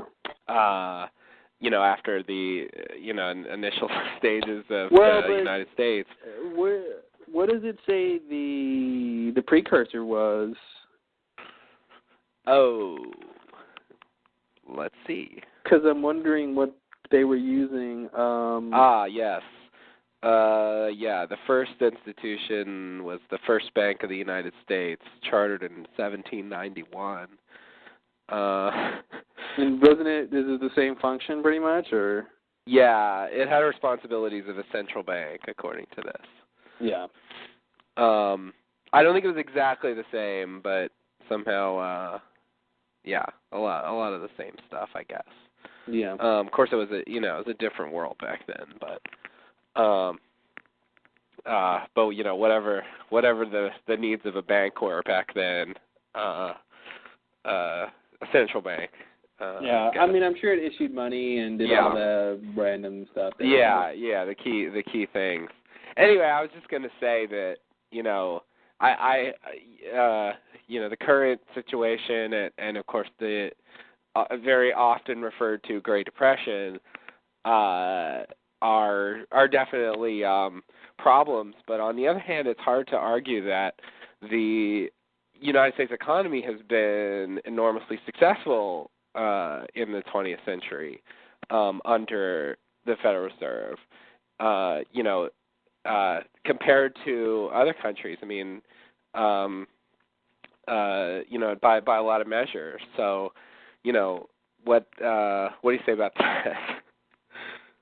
I think I missed the beginning of your point. You're saying you said the economy hasn't done as well? No, the United States economy, with obviously there have been problems, in particular the Great Depression and what's happening right now, but the United States economy has been incredibly successful in the 20th century, relative to other countries. There's an extent to which the economic success of the United States sort of made us what we are now. I think a lot of that success did not come from Wall Street. That success came from innovation and creating things and selling it. I think that's what made our economy good, and that's kind of the thing. And that they say now is we don't make anything anymore. That's been our problem, is we just don't make a lot. Mm-hmm. People aren't creating things here, and they're making things here, so our economy isn't that great. And I mean, when you look at the fact that, the people who made money over the last 20 years were the top, 2%, I think you see a clear indication of an economy that's not working when the top 1% rich people in the country have more wealth than I think the bottom 50. That's bad. Mm-hmm. I don't know what majority would want to live in a world like a situation like that.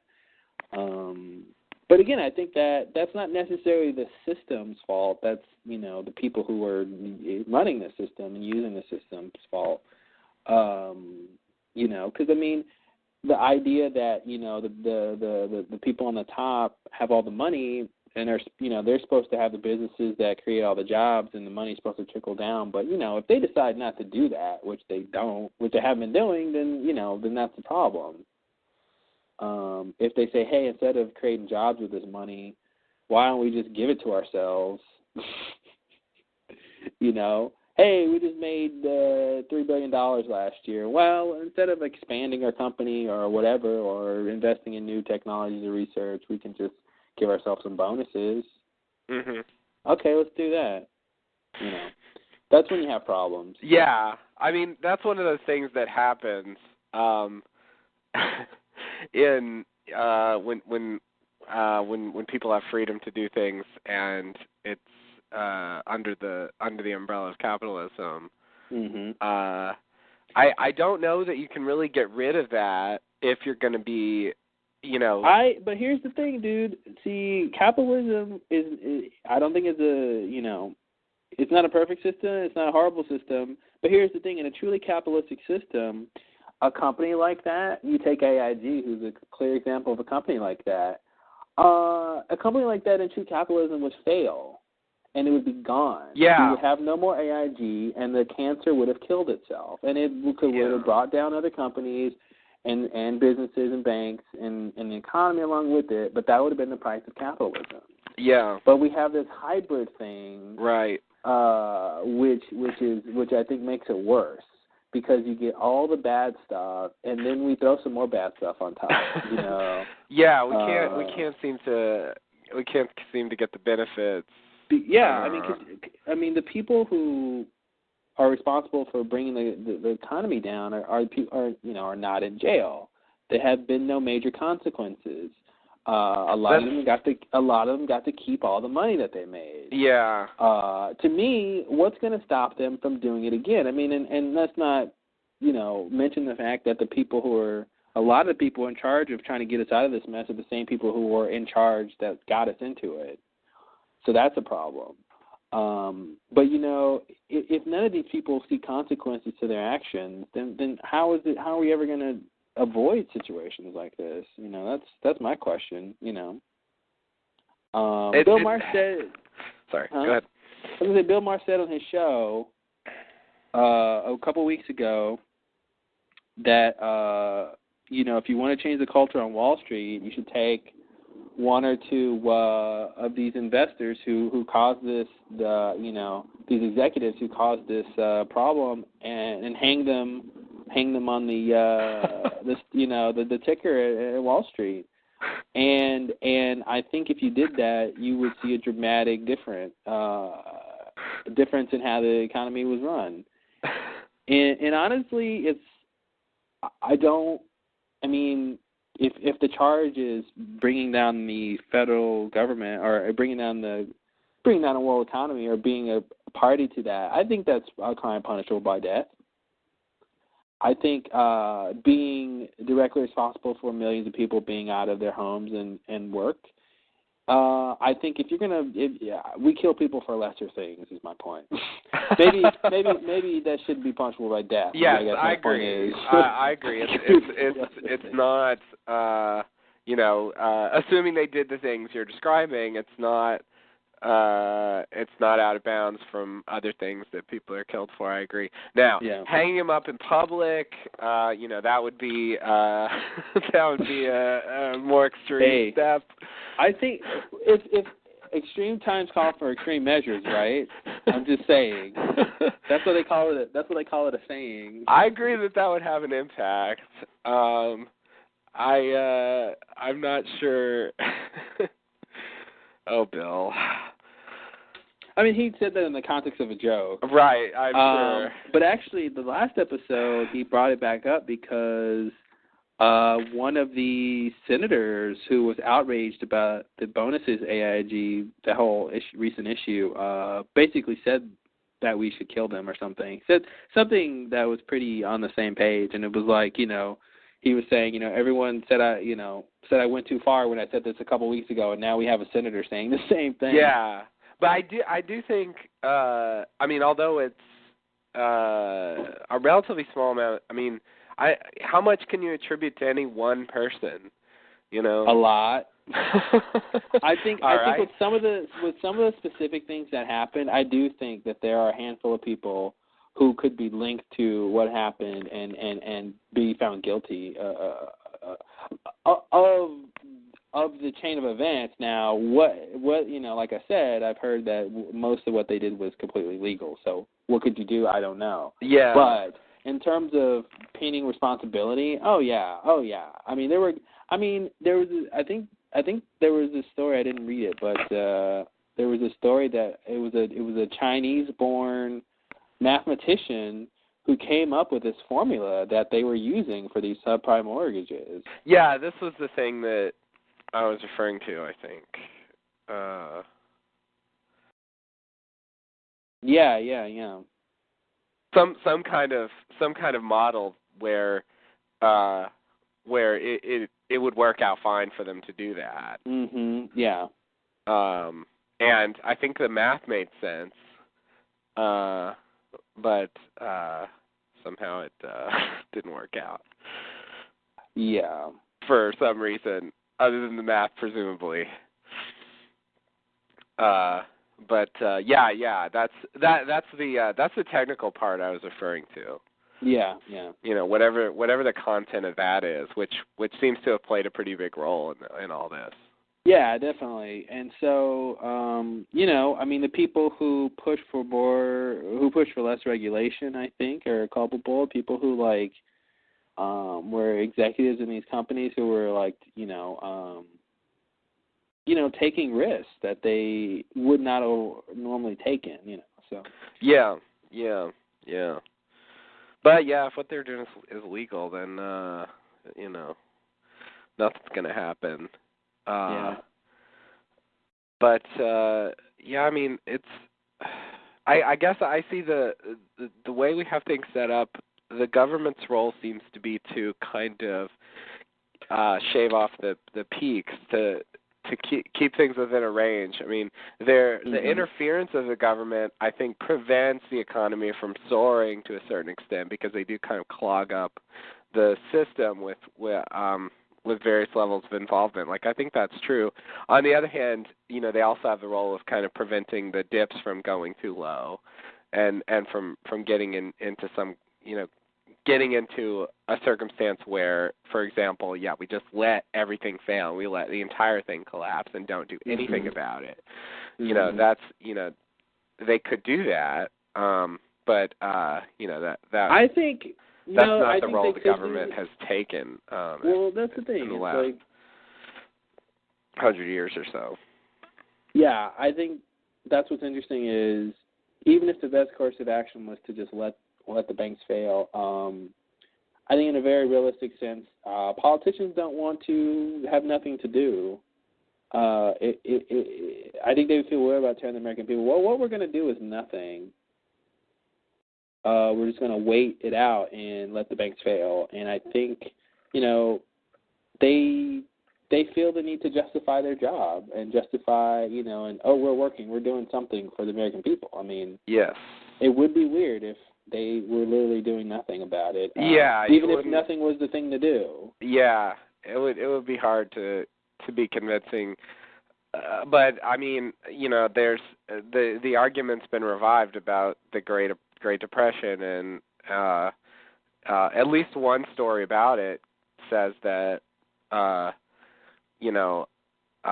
the only initially doing nothing was a disaster and created the Great Depression, and the only thing that brought us out of it was government intervention. I've heard the opposite. I heard. I think yes, it was well, Ron. yeah. I mean, that's where the debate comes in. Yeah, but, it's so weird. I think. I mean, the thing about doing nothing is how long do you do nothing? How long do you do nothing before it gets better? I don't know. I mean, that's kind of the problem. But, I think it was, Ron Paul, however trustworthy he is, who was mentioning, that's the reason was it 1822? 1922 or whenever the panic was, what is it? I forget what year it was. But when it was the very, very mini depression, that I guess lasted like a year. Mm-hmm. And he basically said, the reason that didn't turn into a recession or a depression was, I guess it was sort of a recession, was because the government didn't do anything. And he says in the 30s, when the government decided to do something, that's when we got the Great Depression, when the government decided to get involved and do a whole bunch of shit. Yeah, I mean, that's certainly it's the case. I don't think anyone argues that initially we didn't do anything about it. Herbert Hoover's position was, let's just pull up our bootstraps and work hard, and we'll get through this. That was pretty much all he wanted to say about it. And the Great Depression ensued. So I think I don't think too many people really think that the government intervened initially. Maybe Ron Paul does. But then. Well, no. He was saying them intervening made it last longer than it would have if it just ran. Okay, yeah. People definitely say that. Then if it just ran its course. People definitely say that. That's true. But people also say the opposite thing, that if it weren't for the New Deal, the economy never would have recovered. Mm-hmm. And there's nothing like universal agreement about that. Yeah. So, and so right now, that debate comes up a lot. It's sort of like the one experiment that you can refer to, and unfortunately, it's not agreed what the results of the experiment was. So, so both sides can say the experiment proves that our way's the right way. Because sort of both things happened, and it got better eventually. So so they can sort of argue either thing. But it's in general it's sort of the libertarian / conservative side who wants to say let's not do anything. Let's just leave it alone. It'll take care of itself. And I guess it's more the sort of liberal side that's saying that we have to do something, and that's what worked in the past. I think it's kind of interesting that lately there seems to be a lot of on the far ends politically. There seems to be a lot of desire for the government to not do this stuff. They seem to agree about that. That's kind of interesting. I gotta say, if you give me the option of spending money now to get out of a crisis, and having to pay it back later versus staying in the crisis for who knows how long, I'll take the first option. I think, it's a lot of money. I don't even know how it works when we're supposed to pay this bill. What does that even mean? That in 15 years or 20 years the bill will come due or whatever. I don't know what that means. Money, the way the government uses money, it seems almost like they make it up. I mean, I think the Fed is printing about $2 trillion more right as we speak, so they can sort of make it up. But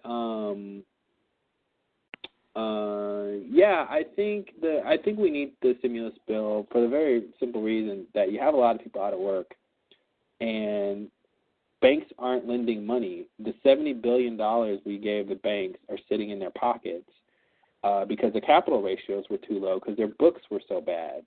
So we gave them the money so they would lend it out, and they haven't done that. And one of the pretty radical things Obama said on the Tonight Show. By the way, can I just say how crazy it was that he was on the Tonight Show? Yeah. I don't know. I never heard a definitive answer to this, but everyone was saying, like, no president has ever done that, basically. Yeah. No sitting president? No, yeah. Current president, yeah. So, to me, that was huge, and he took the opportunity to lay out. I mean, he actually explains, you know, you should see it. He explains what happened with AIG pretty succinctly, and he gives a sort of backstory about this whole thing when he's talking about the recent AIG bonuses. But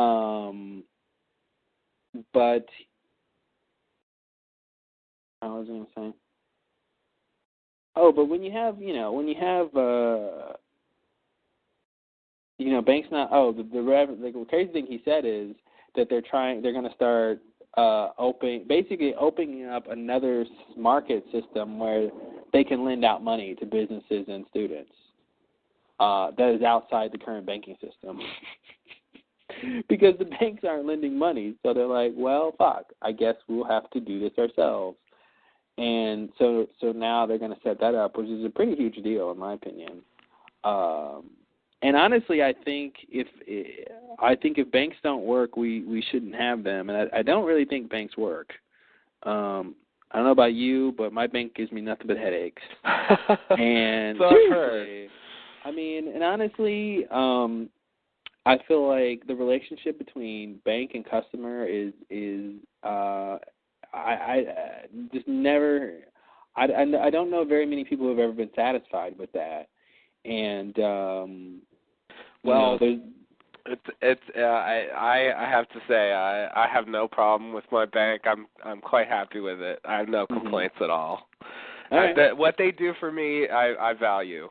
Yeah. What do you? But see, that's the thing. It depends on. Yeah, it depends on a lot of factors, obviously.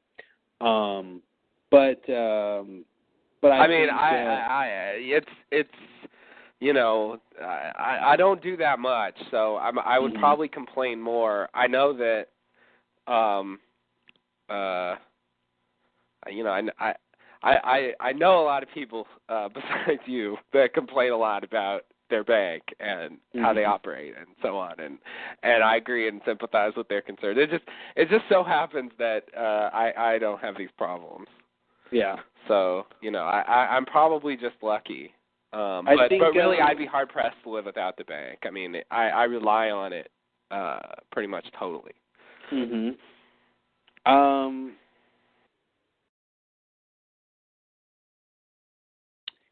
What was I going to say?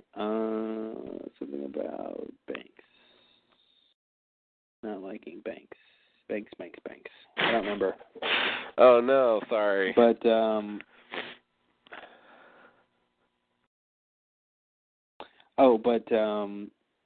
so anyway, he said they're trying to set up this system where money can be flowing in a couple areas, which is valuable.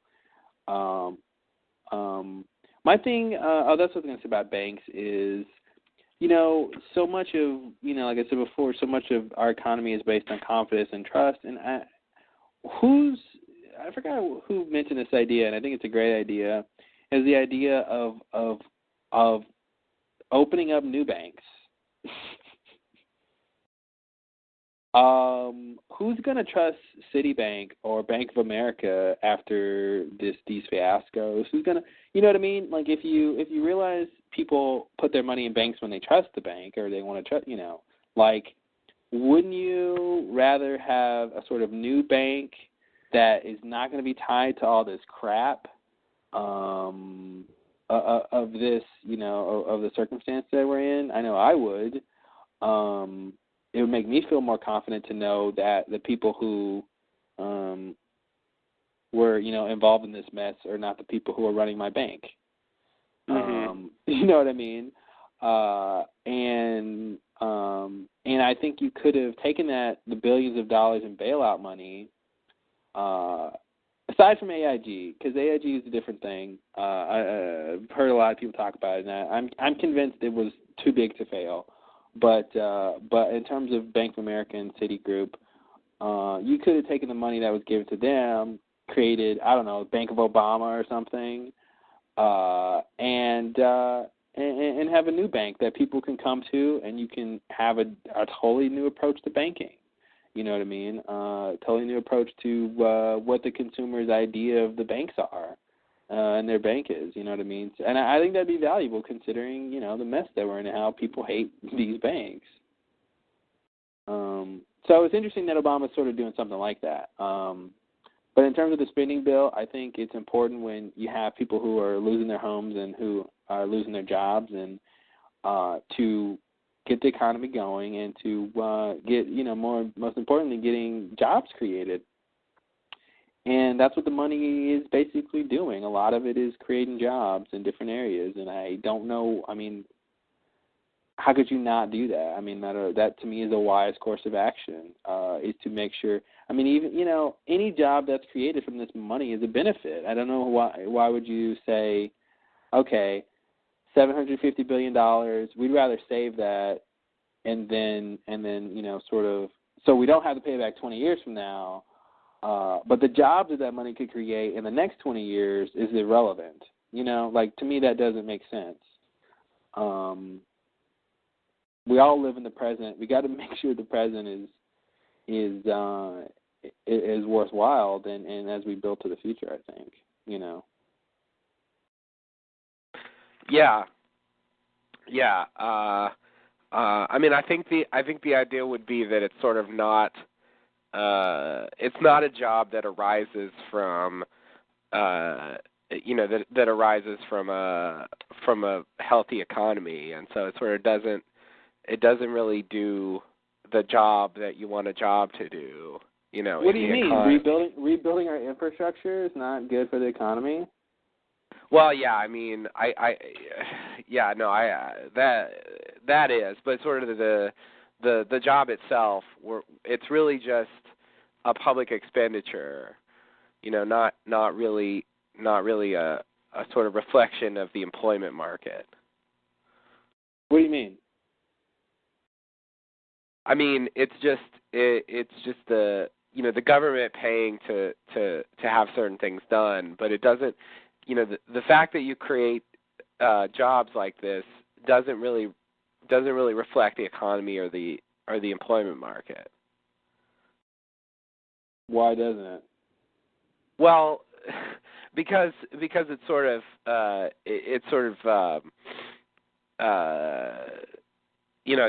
it's generated. It's not a part of the. It's not internal to the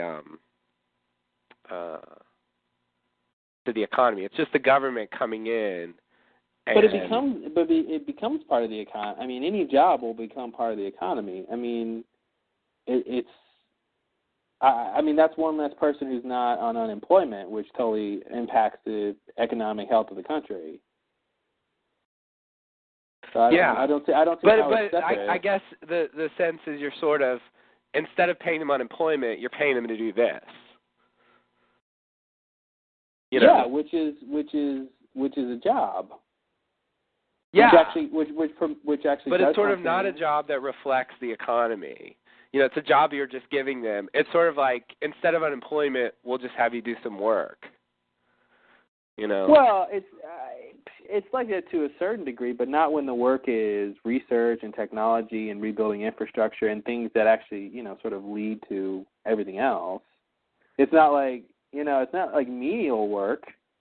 If you spend, a couple $1 billion rebuilding roads and freeways and creating a high-speed rail system, that's going to directly impact your economy. People can move around goods and services faster. Bridges won't collapse. You won't have medical expenses. And I see what you're saying. It's the job that was created, but every job's like that. If a company starts up and creates a job, they're paying someone to fulfill a function. The difference is, of course, that the government can pay someone when they're not doing a job, and that's called unemployment. Right. But the whole point is to have people working in jobs, though, because that's the thing. If the government creates 50,000 jobs, that's 50,000 more people they can help on unemployment than they couldn't before. Yeah. So, it definitely has benefits in the short and long term. So Right. But can the government sort of single-handedly be the employer that, drives the economy? Well, that's the thing. It's all about handing it off. I mean, everything the government does when it has to step in is getting it going, fixing it up, and handing it off. I mean, a lot of the jobs that are created, a lot of them I think will be in the private sectors. They're going to have companies do a lot of these things. So that's the thing. Once you get things going, I mean, it's no longer the person who is going to be working. I mean, here's the thing. In terms of infrastructure, the people working on the freeways, that's going to come from the state. Mm-hmm. Those construction guys, their job is no different than anything else. Than if it was a state initiated project. I mean, it is a state project. The money's just come from the government. So I mean, that's effectively the same. It's not like, okay, you're only here because, the government is, I mean, your job is the same. You're employed by the state, you're a construction worker or the city or whatever. So, I mean, it's effectively the same thing. Yeah. It's just who's paying for it. Yeah. I guess. And I think the big thing is green technology. The big thing is investing in things that are going to get our economy going in terms of that. And Obama thinks he can create, some crazy amount of jobs. I think like 5 million or something. That's not insignificant, at all. So I think if the government can do that by promoting certain policies and things like that, then it's definitely worthwhile. Yeah. Okay. I mean, yeah, I think that's huge. I mean, if you're going to have people working, why not have them working to get real stuff done that matters? Mm-hmm. I think we're the only country, modernized country in the world without a high-speed rail system. Great. Mm-hmm. Who knew that? Why is America so antiquated? Like I've heard people say, you look at America and then you look at Europe or Japan, and it looks like we're in the Stone Age. Yeah. Yeah. Because the people who run our country things aren't valued the same way. Yeah. You look at our economy. Oh yeah, it looks great. You look at our poverty levels and our education levels and our stance in science and math and all these things that should be the most important focus. Those are the things low on the list. Those are the things that haven't been made a priority, and that's the problem. Yeah. When you have a 50%, graduation rate for high school, that's not good. That's. Is it really that bad? Yeah. I think it's that bad. That's pretty bad. You have, classrooms with 40 and 50 kids in them. What's the quality of learning in that classroom? What's the quality of education that the teacher's able to provide? Yeah. I guess I don't think that's inherently bad, but it's definitely 40 kids in the classroom? Yeah, I mean, I think if you're a good teacher, you can make that work. No teacher. No. I mean, I think a teacher can teach like 200. Okay, I think you can teach 200 adults at a time. You cannot teach 200 first graders at a time. You cannot teach 200 fifth graders at a time. Yeah. I'm sorry, you can't. I guess I was thinking no way high school. Keep those kids. Yeah, there's no way you can keep those kids motivated and on task. I wasn't really thinking and have to attend to all their needs and wants and all the little things. Not on top of their home lives, on top of their own biology and sociology, on top of all the stuff that's going on. You trying to, like, 40 kids in a room. I mean, there's one day maybe, a class period, okay. For your entire teaching career, no way. You're going to burn out. And those kids aren't going to get the kind of learning that they need. I mean, you're just not. The more, if you're giving lectures and stuff like that, that's one thing. But, if you have to think, if there's things that need individual attention, how are the kids going to get that? Yeah, well, they won't get as much, definitely. Yeah, they won't. So the quality of education suffers, so. Yeah. But you know, I mean, there's Dude, even high school kids. Come on, you knew us in high school. I mean, we had a class. I mean, if we had a class of 15, the teacher had to constantly stop teaching. You know, every teacher. No teacher was immune to that, you know. And then it was like 15, 20 kids or whatever. And we were relatively well behaved, I think, you know, because we didn't want to get in trouble. But, you know, so if you have 40 or 50 who, you know, don't particularly want to be there, you know, on different various levels, then, you know, you're going to have a hard time no matter how good that's a teacher problem. you are. I mean, I don't really know what to do about it, but, yeah, there's definitely just general apathy about education on the part of kids. Yeah. You know, I mean, well, that's something that you can give, you know, 6 students in a room with a teacher, and if the kids don't care, it's not going to matter. The kid, yeah. I mean, that problem has a lot of facets, and I think, you know, part of it is a lot of education isn't taught in a fun and interesting way. A lot of it is geared towards memorization for tests, which does nothing for students in the long run. A lot of it just, the sort of standards by which we judge education just aren't that great, and I think that's part of the problem. And another part of the problem is how much education is valued in the child's home life. If the child is at school and is being told all day education is important, and then they get home and they're trying to work on their homework, and their parents say, "What are you doing? You need to go do the chores. What are you doing? Let's go watch the sports game. What are you doing? Let's go do something else. That doesn't matter." I mean, that's huge, you know. Yeah. So factors like that are the kind of things that you combat when a kid is apathetic at school. And I think, you know, it's hard to have to go through so much at school and to have to learn so much, and you really don't have a good grasp of why. Other than they tell me I need to be here, they tell me I need to do this, I need this for a job, I need this for this thing. You know what I mean? The learning for learning's sake, I think, is what's missing. Yeah. The sort of like, this makes you more valuable as a person, you know, as a being, I think is important. And if that could be instilled, I think that's one thing. Yeah, it'd be nice. I mean, I don't think anyone ever said that. No. At any level. I don't think I ever heard any idea like that until I was out of high school. It was I don't know that there was any justification. Not even, you know, I mean, I guess occasionally people would say certain things are useful, but I mean, a lot of that stuff isn't that useful, so that's not gonna work. Yeah. So yeah, it would be nice. It would be nice. It does seem like there's a problem there, which is particularly bad here for some reason. Yeah, I think.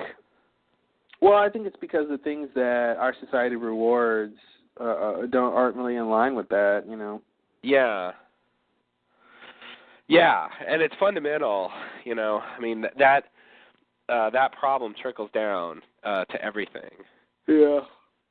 So I really think getting a very solid functioning education system would be a huge step in itself.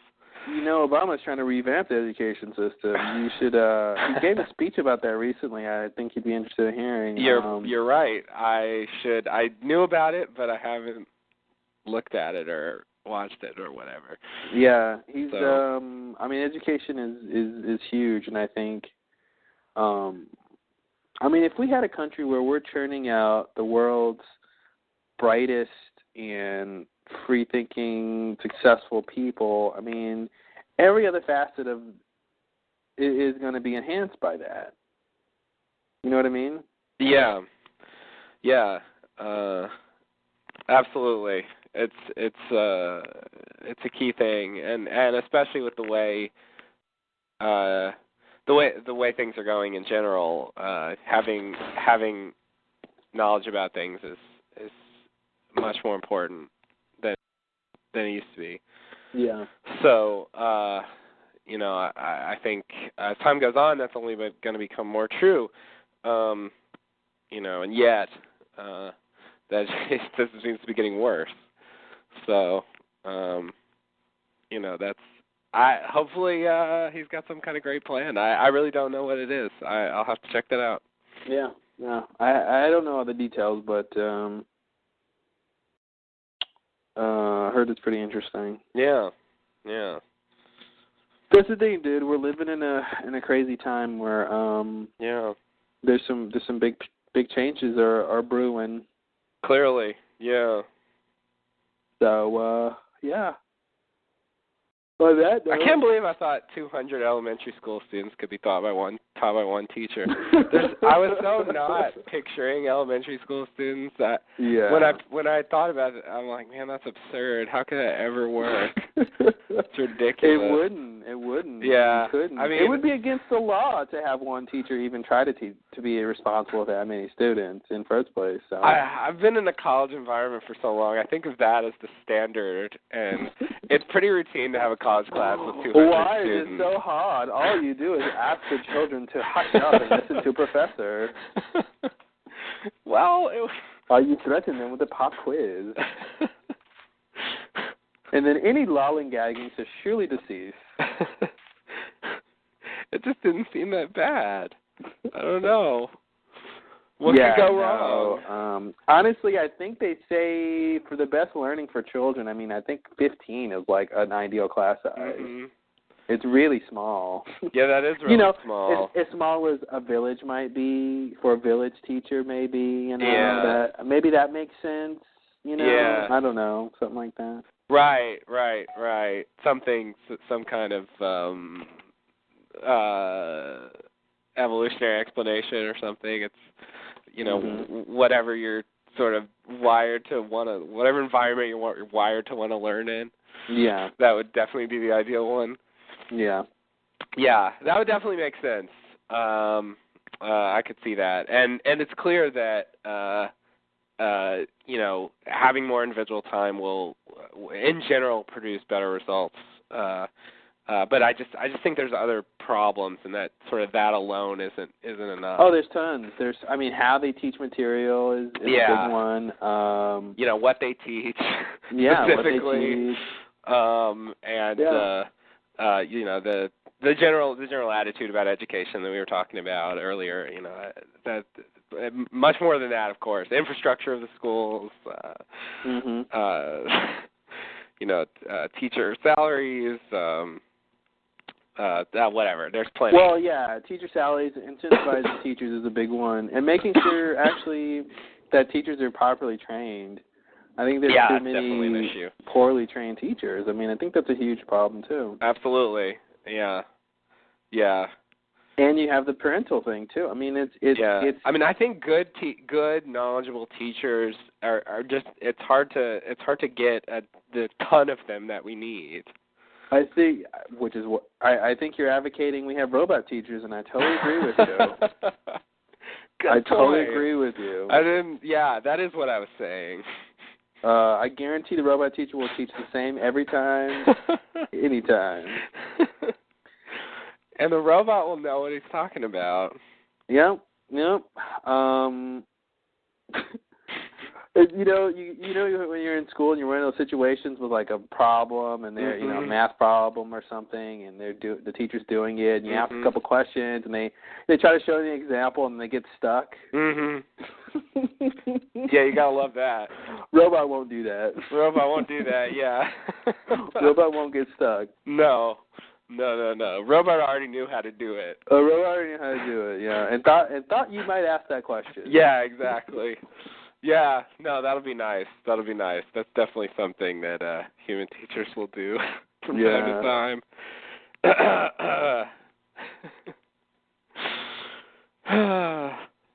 Well, that's how good a teacher is sometimes is largely dependent on how good their teacher's edition book is. Yeah, that's pretty sad. You only know this because you have the teacher's edition.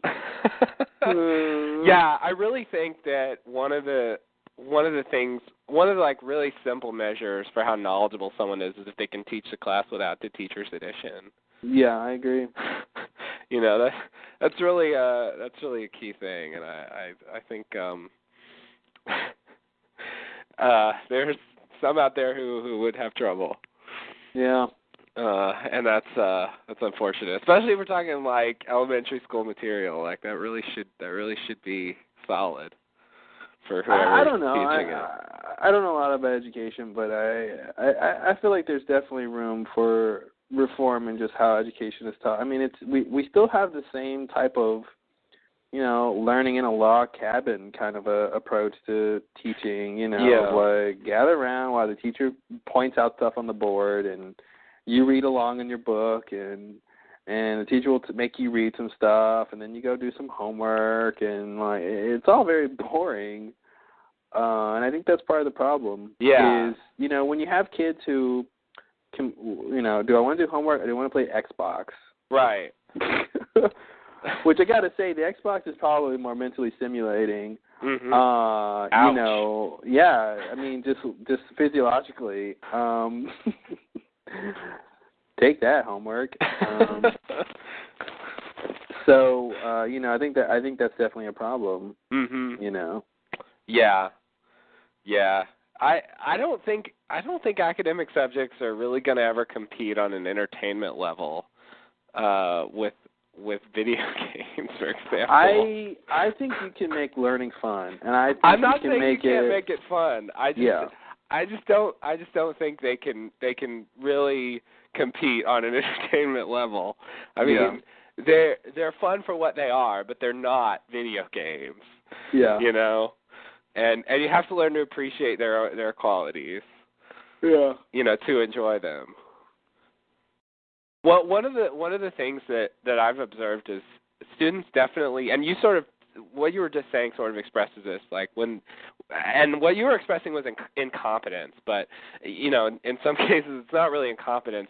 You go to a teacher and, ask them for help with a problem, and they don't instantly know how to do it. You know, they maybe get stuck on it or something, have to think about it. You know, and it does seem, particularly, well, I don't know. It does seem that in general that students are what's the word? Discouraged by this. Yeah. Like they take this as a sign that it's impossible, and there's just sort of no hope. If the teacher is having trouble with it, then it must be sort of, you know. Yeah, I mean, I definitely think at the very least it adds to the notion that, you know, the concepts of the subject is really hard, that it's really hard to grasp. You know, when I was in calculus, I mean, I could do that stuff, and I did okay, but I never was like, man, I'm on the verge of cracking calculus, you know, like I'm about to, you know, peer over the edge of this concept here. Mm-hmm. You know, I knew that it was going to be some stuff, and they were going to teach me how to work problems. Yeah. And to give me the tools I needed to solve problems, and that was the best I could do. And I think, when a teacher, you know, especially when a teacher has the sort of authority, and you know, you assume this knowledge over a subject. And then it's like, oh, they don't even know that, or, you know, it's like, you know, the time before when they could tell me the formula for this, is that just because they memorized it? And, you know, and if, you know. Yes. You know what I mean? It's just. That's definitely, yeah. Yeah, so I guess, I mean, for me personally, like, I kind of flip that around. I take experiences like that as encouraging, where I view it as, you know, first of all, if they're having trouble with it, it's not so bad that I was. Mm-hmm. Second of all, I feel like I learned something about the problem-solving process. You know, I feel like I observe a professional solving a problem, and you know, I feel like that teaches me something about what it should be like to do this. You know, this. Yeah, I mean, there's definitely those elements too. But when it's like, you know, it's a problem in the book, and it's like it's supposed to be done the same way the one before it was done. If the teacher can't figure out why the answer isn't lining up, to me that's a problem. When it's like, well, this was the solution, and this, it's in the chapter about quadratic equations, so you think you should use it, and it's the book of misprint. What there's always that worry. Usually when that happens to me, it's because I copied the problem down wrong. That's like 90% of the time when I'm getting something that doesn't match, I put a minus instead of a plus or something. Yeah, that was good. And that just ruined the whole. And it was a board long calculation, and so the whole thing is messed up. And if I redid it, it would work, but I don't want to now. It's too late. But at a certain level, I mean, the problems get where you should have to think about them, where it's not. Oh, true, yeah. And I guess if a professor's doing it in the moment, I mean, it does. You get put in that position sometime where you've done that like 20 times before, and so you instantly know how to do it, and it gives the impression that you figured out how to do it in that like 5 seconds, but the reality is you just done it a lot, and so you instantly remember how you do it. Yeah. And you haven't actually just figured. And somehow I feel like that gives the wrong impression about about what problem solving is really like, and and how they should perceive how their teachers solve problems. Yeah, it's weird. I mean, I think ideally you want to have that situation where here's a problem, you don't know how to do it, but the stuff will show you how to do it. I mean, that's sort of the point. But it's weird when, when that doesn't seem to be the case, and it just seems like, well, no matter how much I learn, I'm going to come into problems that just I won't be able to solve, and I think a lot of that just comes down to how it's taught, Yeah. Like I said, I don't know why I can't instantly tell you what 48 times 7 is.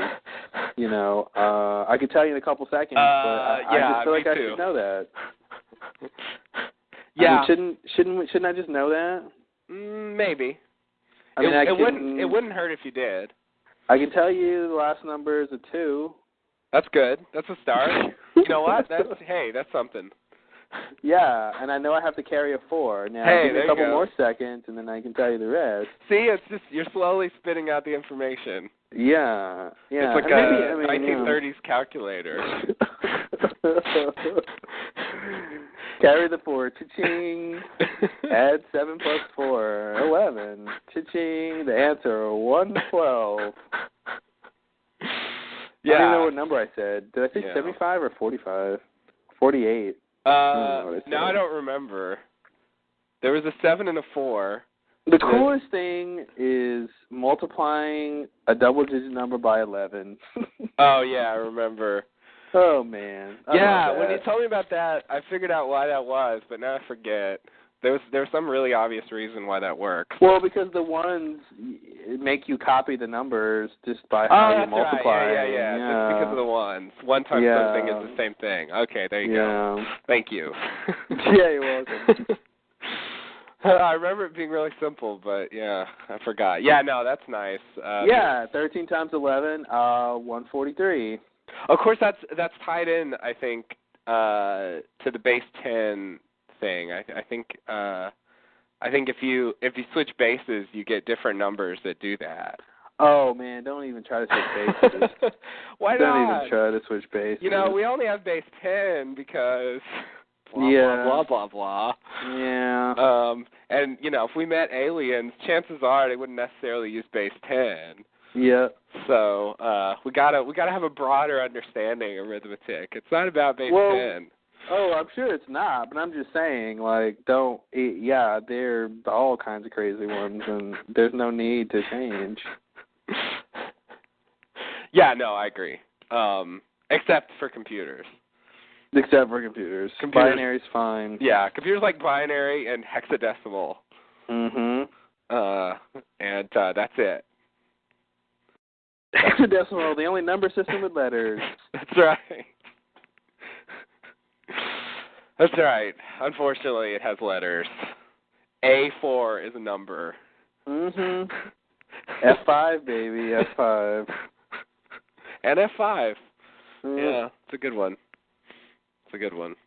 What is that, like 22 in decimals? Oh, God. I don't even know. Let's see. I wouldn't even consider So trying. A is 10, B is 11, C is 12, D is 13, E is 14, so F is 15, and then you just add, what did you say, F5? So it should be 20.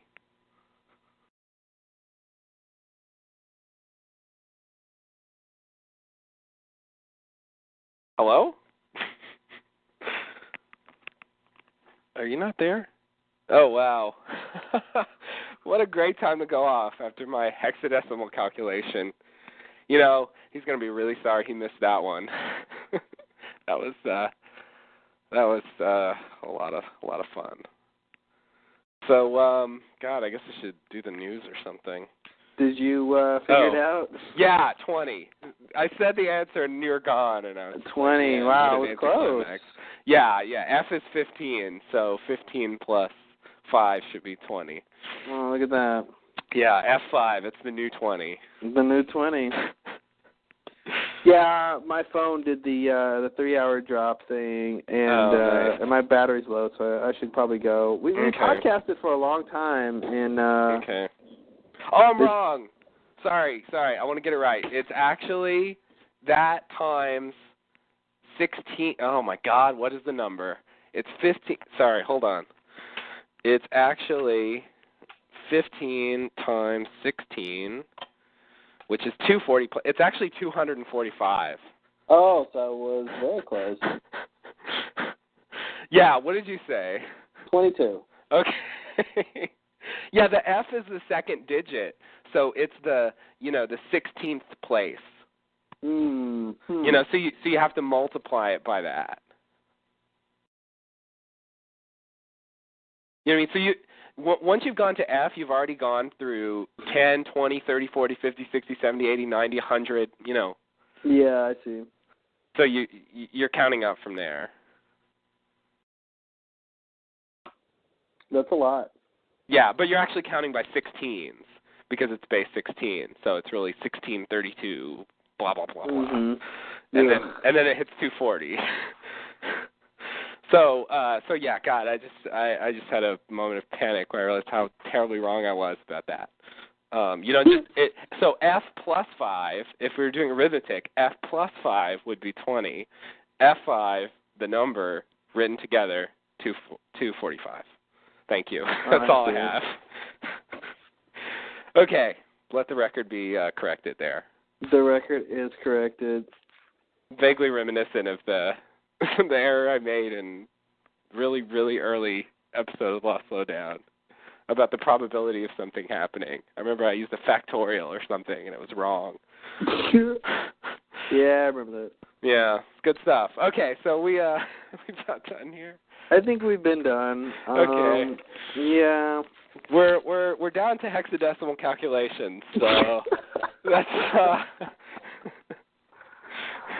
we started at 30 Rock, and now we're down to hex. Yeah, that's a sign of something. I don't know what, but we should probably stop. Yeah, I agree. Well, sorry you had to listen to this. No, Yeah, we covered a lot of stuff today. We did. A lot of random stuff. All over the place. I would like to, I would be interested in doing a political podcast. There's a lot going on. Not to talk about. Yeah, there is. If we're going to do that, I probably have to, maybe read a little more about it. Catch the news. Yeah, so I didn't just sound like I don't know anything. That helps. Yeah, it does. Awesome. I might go watch BSG now. I don't know. Oh, God.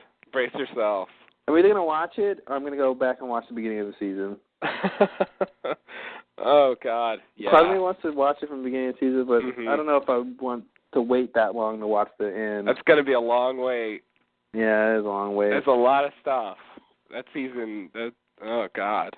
I don't remember. I remember it started really shaky. Yeah, the start was weird. It was the initial, like, they picked up where season 3 left off, and there's all kinds of stuff going on. We just find out who the ooh. Maybe I shouldn't say all this. I don't know. I just got worried. Anyway, we just found out certain things, and certain characters had just appeared, and they were doing things, and we didn't know why. Hope that's vague enough. Yeah, I think that applies to every season. Yeah, you're right. I think it's pretty vague. Too vague, probably. Too vague by half. Yes. All right, cool, buddy. Well, all right, well, see you later. Thanks and namaste. Yeah, no, none of that. Just a good old bye. See you later and goodbye.